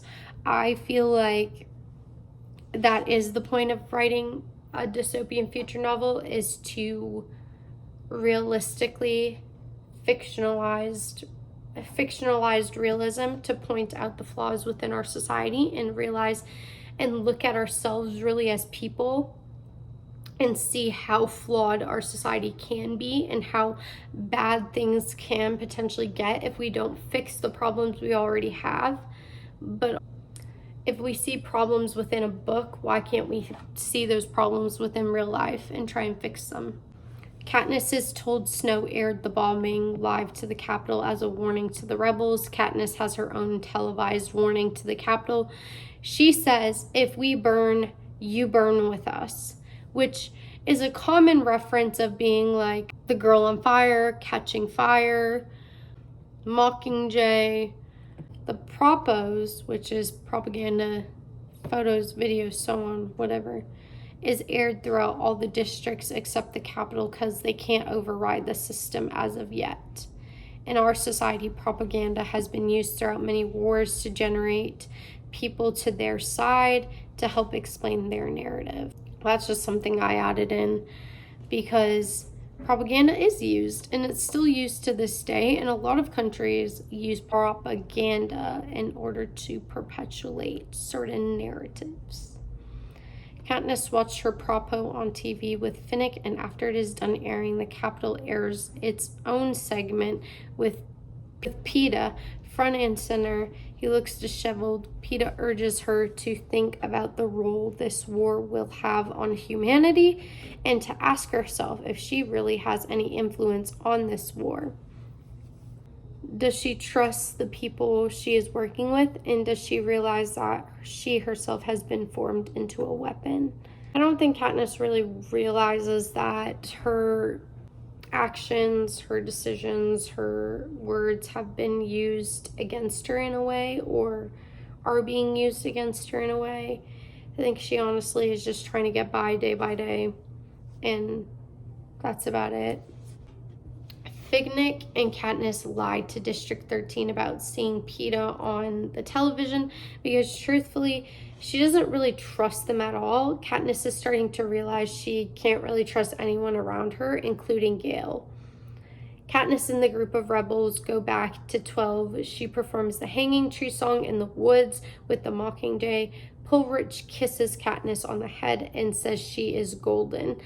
This is so weird. Why are all these grown men kissing her? Like, we've seen this in Catching Fire as well, with Haymitch's friend kissing her on, like, the face. Like, why are grown men kissing this 18-year-old child?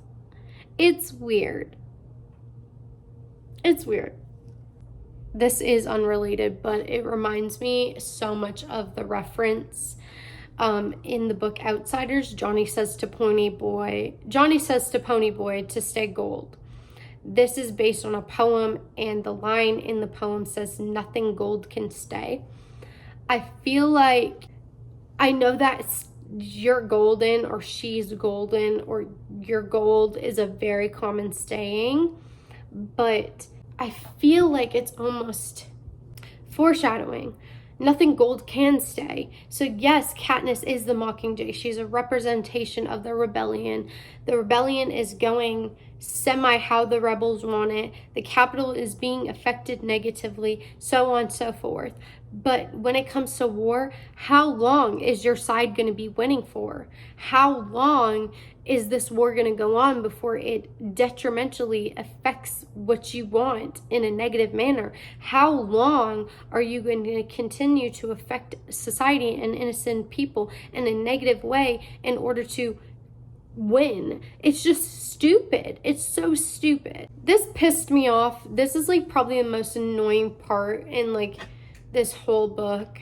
But Katniss kisses Gale, and he essentially says he knew she would do that because he was in pain. She tends to do this when someone's hurting. She like provides them with like emotional intimacy, or like sexual intimacy, or like intimacy in like kissing them. And it's like, you are in love with Peeta. This whole time you've just been thinking about Peeta, wanting Peeta, trying to save Peeta, and then you go and kiss Gale. Why? You don't even like him like that. She sometimes irritates me with like her back and forth. Just like pick a man. Pick a man. Pick one. Stay with him. Stop kissing dudes. Peeta again appears on screen along with images and messages about the damage the Capitol is facing because they rely on the districts for everything. Peeta warns District 13 of a potential attack. They prepare for an attack against them. The Capitol bombs District 13 for a second time. This is the second time that has happened in the existence of District 13. The first time was above ground when all their stuff was basically damaged. The second time they're underground and they're not really being affected. Peeta has an ease to manipulate words, Katniss says. And I mean, like, yeah, he does. He was warning them of the attack clearly, and he said it in a very interesting way. You guys in 13 are dead by morning, or something weird like that. Katniss and Prim share some words regarding Peeta. Primrose tells Katniss she doubts Snow will kill Peeta because then he won't have anything left to hurt Katniss with, which is the same thing Johanna said in Catching Fire, was that Snow had nothing left to hurt her with. Page 159. Katniss says that Peeta has been in Snow's clutches for about 5 to 6 weeks. That's basically like an eternity. This is what I wrote. Being away from somebody you care about or love is hard enough when it's like a week. Like 5 or 6 weeks, we're past a month at that point. You know, being away from them for a week is hard. Being away from them for a day is hard. Being away from them for a month, not seeing them for a whole entire month, not knowing what's happening with them, if they're alive or dead every single day, not knowing if they are well or sick, not knowing if they have eaten. Like, I just like think about the people I care about, and I'm just like, oh my gosh, I'd be losing my absolute mind. It's just a horrible thing. The Capitol continued to bomb District 13, and President Snow dropped some white petals / roses onto the ground from planes. He's just trying to really mess with Katniss. Like, he's been trying to mess with her this whole time. He likes to play mind games. And where'd he learn this? From the people he could only possibly learn this from, the Capitol. The group of rebels decide that they are going to rescue Annie and Peeta from the Capitol. So I recently watched The Hunger Games, Catching Fire, and Mockingjay. I think it was a couple months back, and the movies are drastically different from the books. Haymitch tells Katniss that Gale volunteered to help rescue them. The group returns, and they save Johanna Mason. She was very battered and bruised. They also save Annie, Finnick's love. Someone finally tells Katniss that they also rescue Peeta and that he is at the end of the hallway. Katniss pictures her and Peeta's embrace. If they will kiss, what they will speak about, how they will act. Then, when she finally does see Peeta, he chokes her ass out. Katniss is confined to bed for a while her neck heals. She literally can't eat, she can't talk, she can't do nothing. This man is strong. Katniss is aware that the Capitol has hijacked Peeta's brain, and she is also unsure of why Peeta hates her and if he will ever forgive her. And that's kind of where I left off. So when I finished reading all of chapter 15 up to, what's the last chapter? Chapter 27. I will check in with you guys.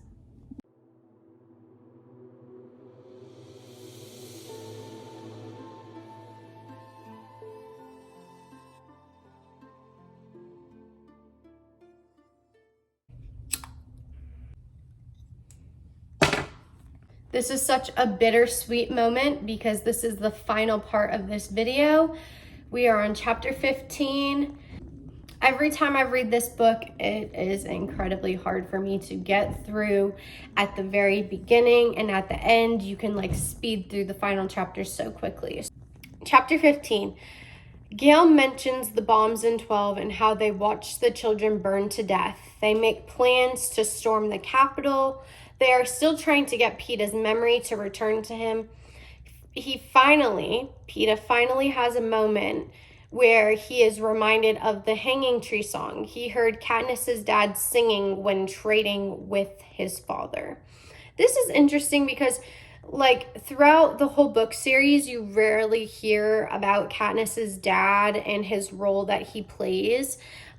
Besides him hunting in the forest, him trading, and like him being a pretty big role model for Katniss, but hearing somebody else's perspective of Katniss's dad, and yeah, it's mentioned that he has a beautiful singing voice and that a lot of people believe he has a beautiful singing voice, but to have Peeta recount this one moment of him singing the Hanging Tree song is like so monumental for so many different reasons, but to get into all those different reasons would take a very long time to express, so we're not going to. Katniss goes to District 2. Katniss has an interaction with a man who wants to kill her, and she tells him she is done playing the Capitol's game and being a slave to them.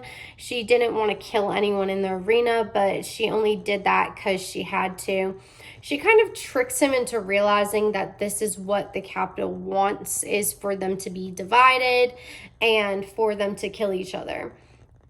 Although this doesn't really work because someone from District 2 ends up shooting her, and she repeatedly, like after this happened, I was like, this girl is always in the hospital. This shows also that some of the districts do not want this to happen. They don't want the rebellion, and Finnick was right that some people will hate her. Some people will want to kill her.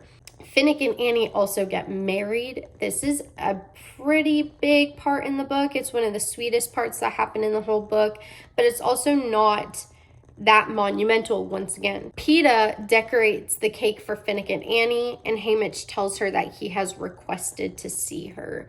He wants to see Katniss for some reason. Peeta kind of insults Katniss during this interaction. He tells her that she's not very pretty or big. I don't really know what this means. Like, Katniss is not like the ideal beauty standards, quote unquote, I guess, but she is very beautiful. And I don't know why he said she's not very big. Like this, I guess this is kind of a reference to her, I guess, power, how strong she is. I don't know what he expected from that, but okay. He also tells Katniss that he remembers her in the rain and the bread situation. He asks if she loves him, and he answers very vaguely saying, "Isn't that why Snow tortured you?" Like, I mean, it makes sense, but like, Peeta's mind is like in fragments right now, and Katniss saying like, don't you realize that's why Snow tortured you, like, because I care about you. He's not putting two and two together, like, at all. He's not thinking about, oh well, that's the reason why I was obviously tortured. His mind is not fully there, so he has no idea why he was tortured. He just knows what the Capitol has told him, and that Katniss is evil, and this is why he's being tortured. He also asked Katniss about Gale and if it was okay with both of the boys, her kissing them. And she says no, but she wasn't asking for permission. This is like a really weird reference to, like, if you think about it, because Katniss didn't ask permission any of the time. She just kissed them. And then not even just that, but Katniss is very weird, like I mentioned before, with emotional intimacy. Like, rather than hugging somebody when they're upset, rather than giving them words of encouragement and being there and just being supportive, she thinks that, like, kissing someone, which isn't really necessarily sexual intimacy, but can be sexual intimacy, is the best way of dealing with situations. It's weird. Katniss leaves the room. She realized that Peeta sees her as she believes she sees herself.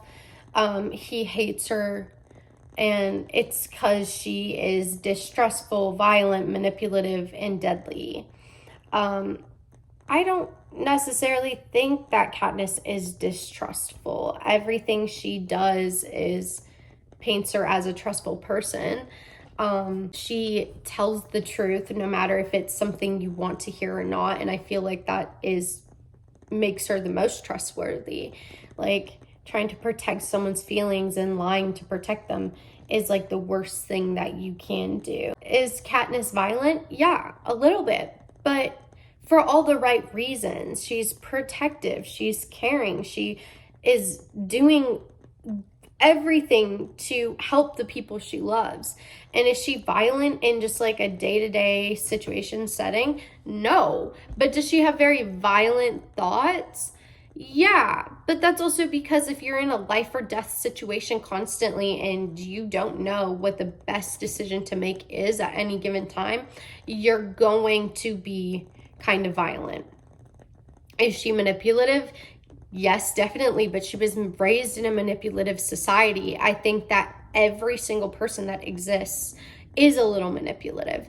Not purposely, but like, we all look at situations based on our own narrative, based on our own beliefs, based on our own upbringing.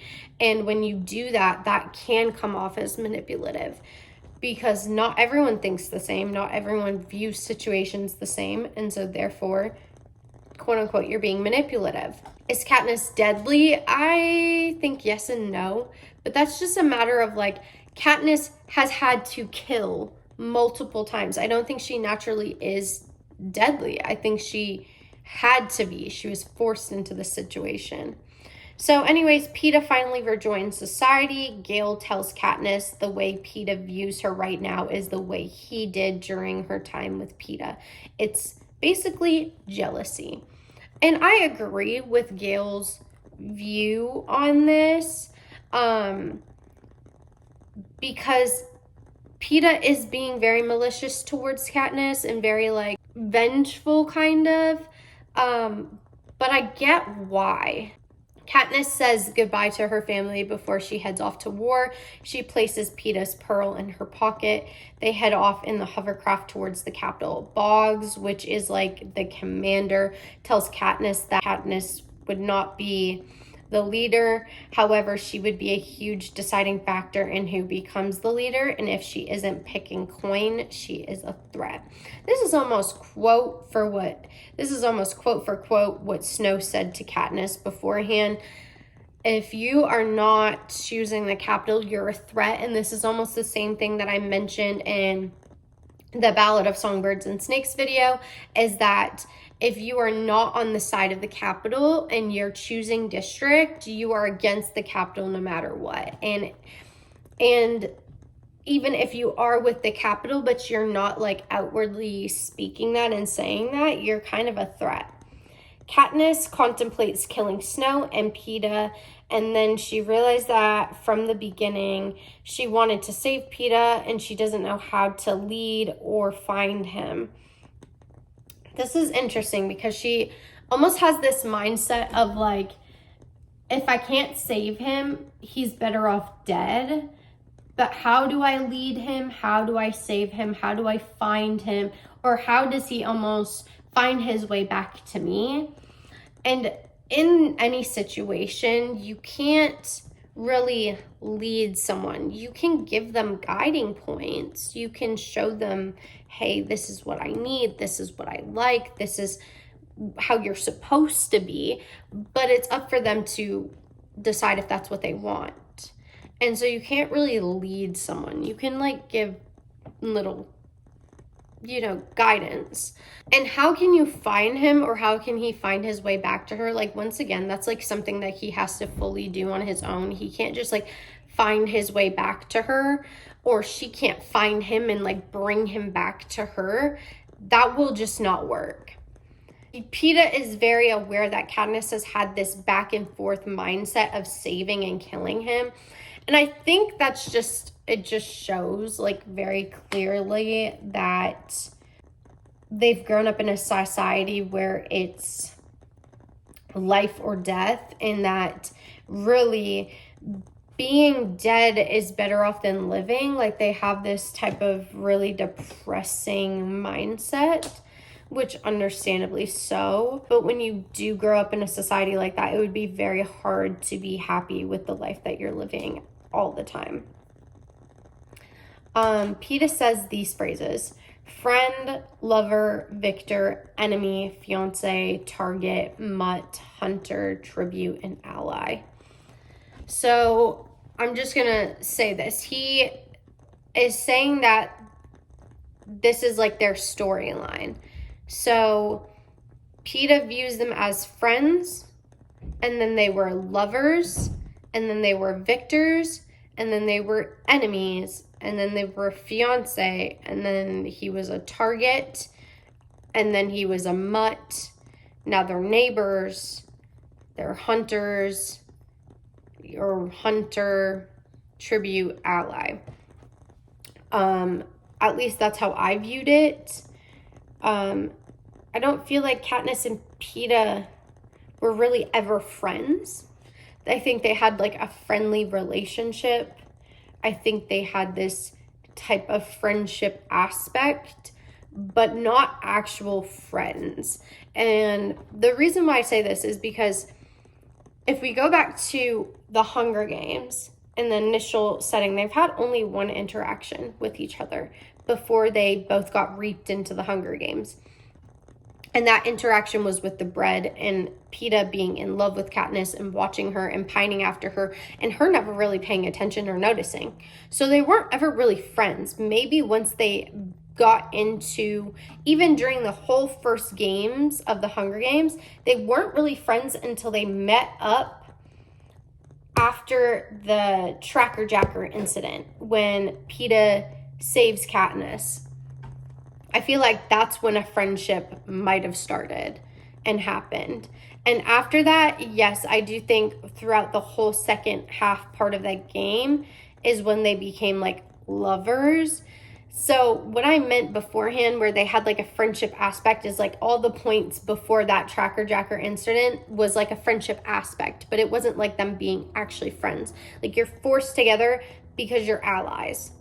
And yeah, so it's like you were tributes, you were allies, then you had a friendship aspect, then you became lovers, then you guys both won together and became victors. Then they became actual friends, I believe, truly. And then they were fiancés through trying to save each other. And then they became, like truly in love, I believe, during the second Hunger Games, Catching Fire. And then once Katniss and Peeta were separated at the end of Catching Fire and he got taken to the Capitol, that's when he became an enemy.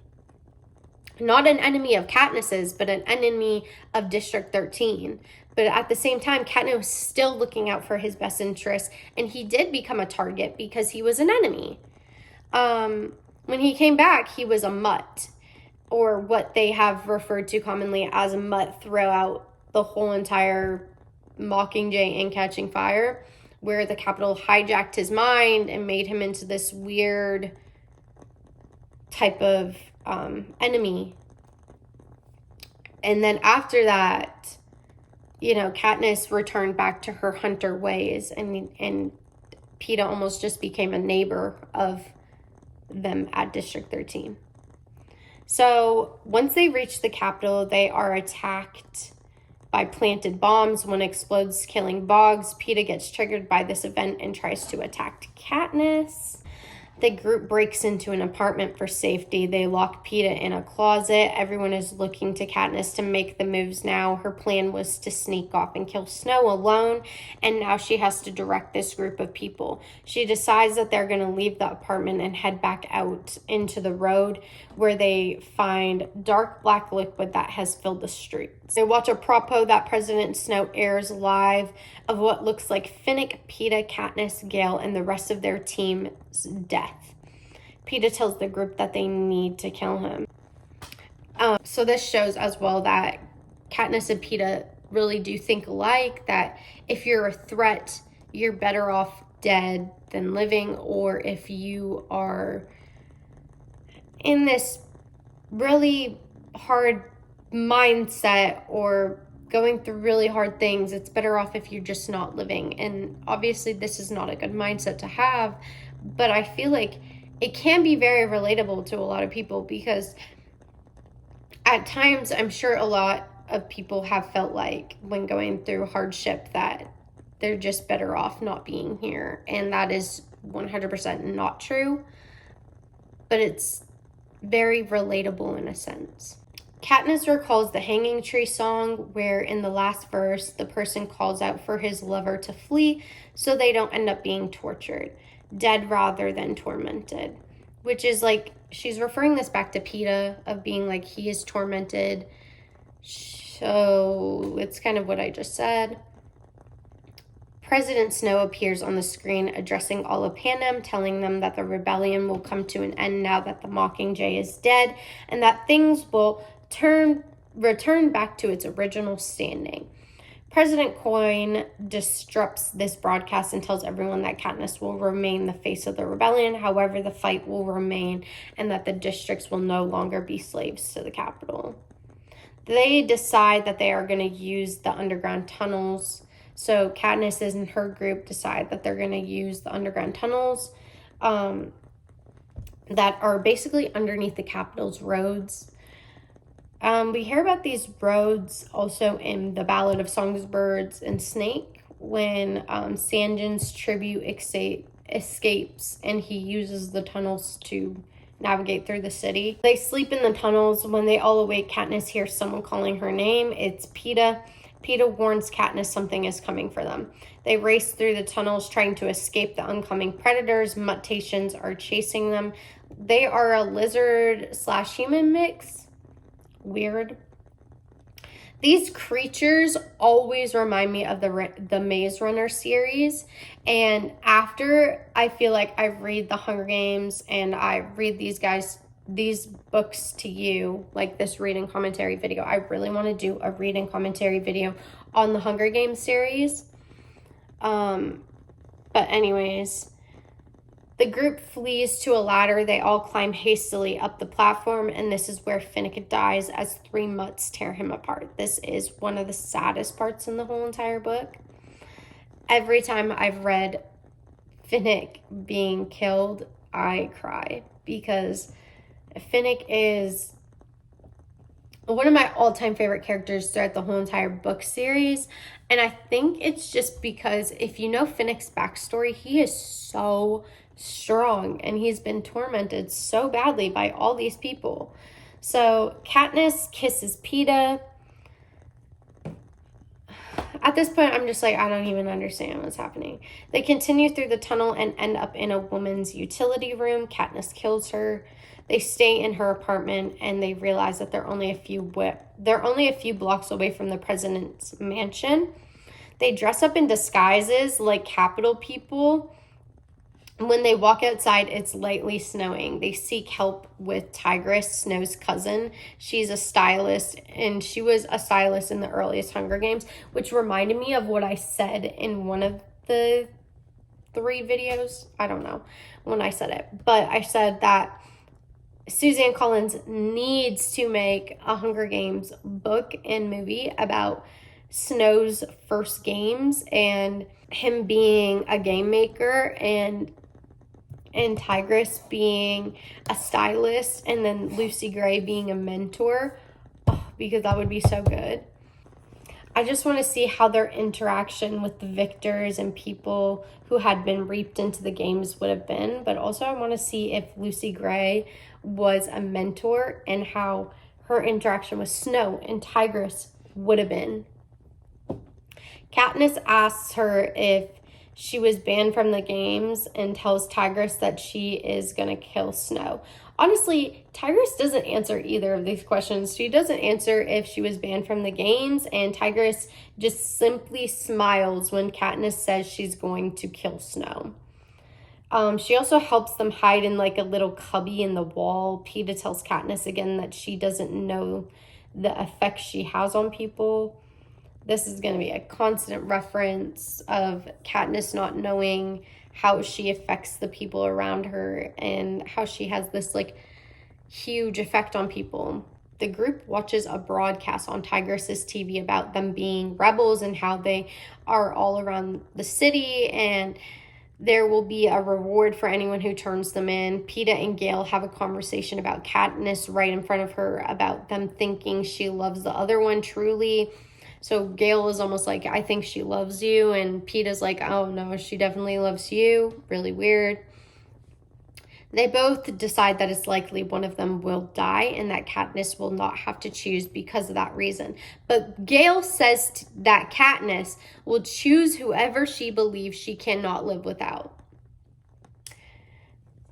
I understood this implication that the boys were saying, because after being a grown woman for so many years and finally understanding the mind of men, which is very hard to understand as a woman, and vice versa, men don't understand the way women think either. We're very different species, although we're the same species. We're just very different. The way we think, the way we speak, the way we act, the way that we picture and behave things or behave is very different. Katniss misunderstands this implication because just like all women, we mistake the words of men. She thinks to herself, I don't need either of them. I can live without them both. So what they really mean is not the fact that she cannot physically live without them, that she is not capable of living without them and taking care of them, and so on and so forth.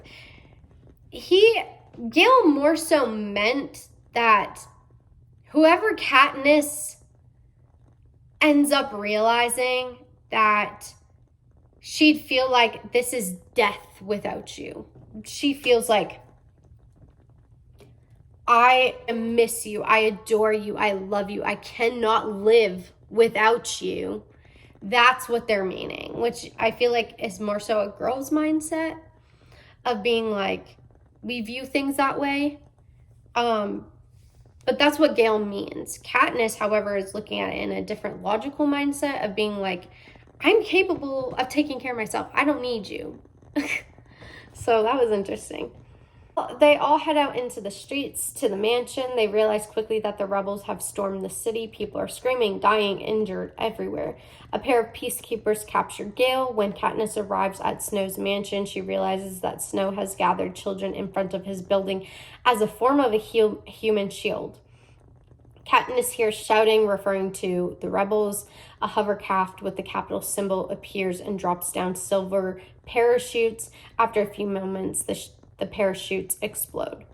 A lot of children die instantly, but a good portion lie there in pain, dying.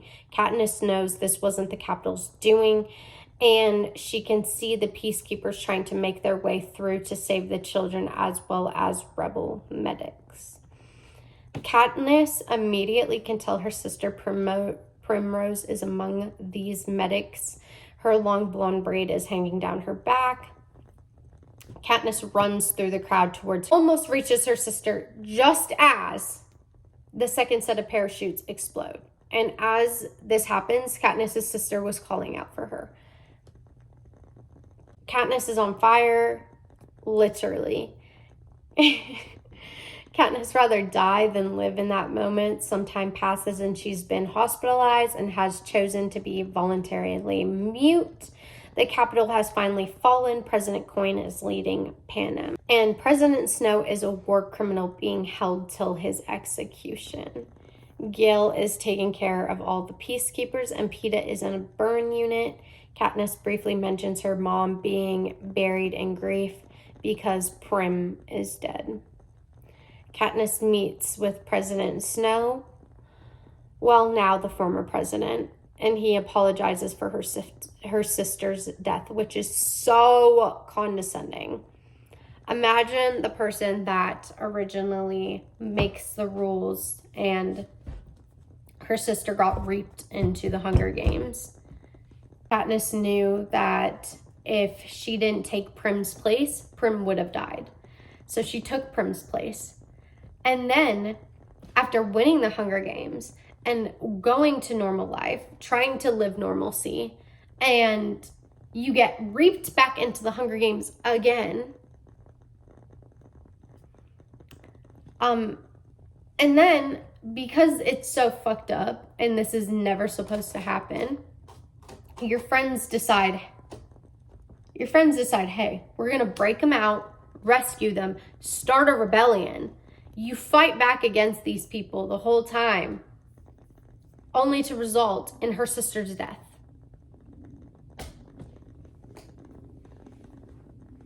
President Snow also informs Katniss that this wasn't him who released the parachutes that ultimately led to a bunch of Capitol children dying and her sister.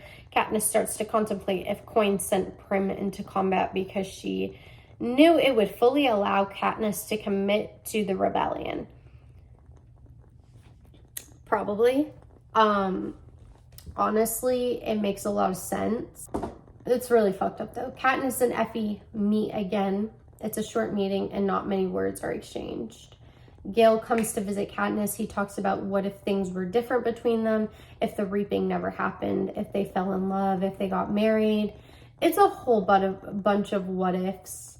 Like, honestly, those what ifs are irrelevant because it did happen. It did happen. If the reaping never happened and they fled District 12 that day of the reaping, they still would have been fugitives of the Capitol. The Capitol still would have been looking for them. And things, could have turned out way differently. But they could have also turned out the exact same. Because a lot of other people had roles to play in this besides just Katniss and Gale and Peeta and Prim and Haymitch and President Snow and President Coin. A lot of other people had roles to play. If Gale and Katniss fell in love, that's just a hypothetical. Like, they would have never had their kiss to begin with if the Hunger Games didn't happen and if Gale didn't get whipped and stuff like that. So, like, I don't think they would have ever developed into a relationship. And getting married, like, what? He gives her a symbolic arrow of the last firing. Katniss only asks Gale one thing, if it was his bomb that killed her sister. Gale says he doesn't know, and neither does Beetee, but it doesn't matter because Katniss will always be thinking about it. Katniss will always think about it. I mean, if something like that happened and there's a possibility that you were responsible for it, she's gonna always think about it. Katniss is ushered into a meeting by Effie where Haymitch, Peeta, Annie, Joanna, Pulrich, and some others have gathered. Coin joins this meeting as well, and then President Coin asks for them to vote on who believes they should have their own version of the Hunger Games and who doesn't. Peeta immediately votes no. A couple people vote yes. Annie votes no with Peeta. Katniss votes yes for Prim, and Haymitch sides with Katniss. They leave for the execution, and Katniss stands aiming her arrow towards Snow, and then suddenly she shifts and shoots Coin, killing her instantly. This is like the most monumental point of the whole entire book series, because it shows drastic change. You cannot form a revolution or a rebellion on the fact of doing the same exact thing that you are fighting against and saying that needs to be changed. How are you going to say, I don't want my kids forced into the Hunger Games. I want to live a life of peace. I want to be able to do what I want to do when I want to do it, but then do the same thing to other children. They're all children. They are innocent. They have no wrongdoing in this world besides just trying to figure out life and get by. That is it. So chapter 27, the final chapter, Katniss now contemplates everything she's just done and the consequence. She wonders if they'll kill her, and she won't let them know. She tries to take her Nightlock berry, and Peeta stops her, finally saving her life. After time and time again of everyone saving Peeta's life, this is the one time that he saves Katniss's life. They have a trial for Katniss and decide to release her. Haymitch tells Katniss he is going back to 12, and she realizes he is ordered to go back to 12 because of Katniss. When Katniss finally returns home, a while later, Peeta also comes home, and she finds him planting primroses in her garden. Katniss talks about how the days pass by, and Annie and Finnick have a child, which is like redemption for Finnick's death, I feel like, and how all of them try to live a normal life, and how Peeta and Katniss grow back together and they fall in love for real this time. And now we're at the epilogue. This has to be the most heartwarming, loving part of all of, the Hunger Games series.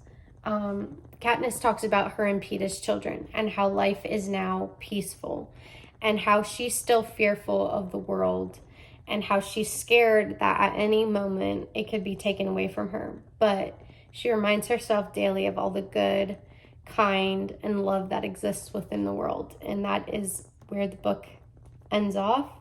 And I feel like that is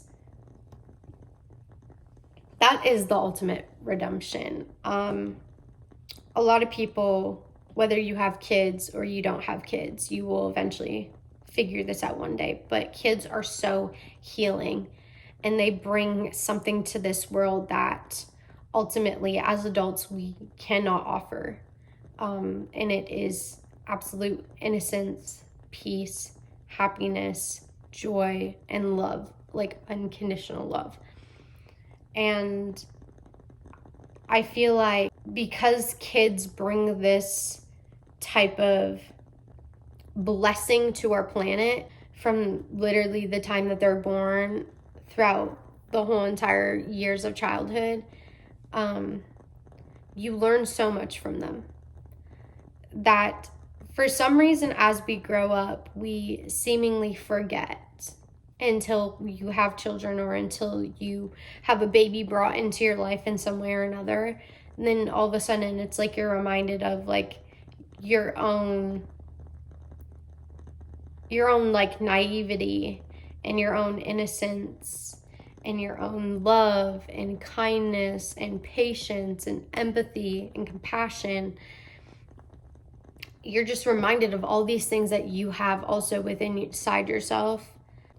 It's hard to really explain, but yeah, that's where I left off. I hope you guys really enjoyed this video, and it's like a bittersweet feeling for this book series to finally be over and done with. But at the same time, I am so thankful that you guys sat through and watched every part of this video. I am moving on to my next book now, and I will see you guys in the next video.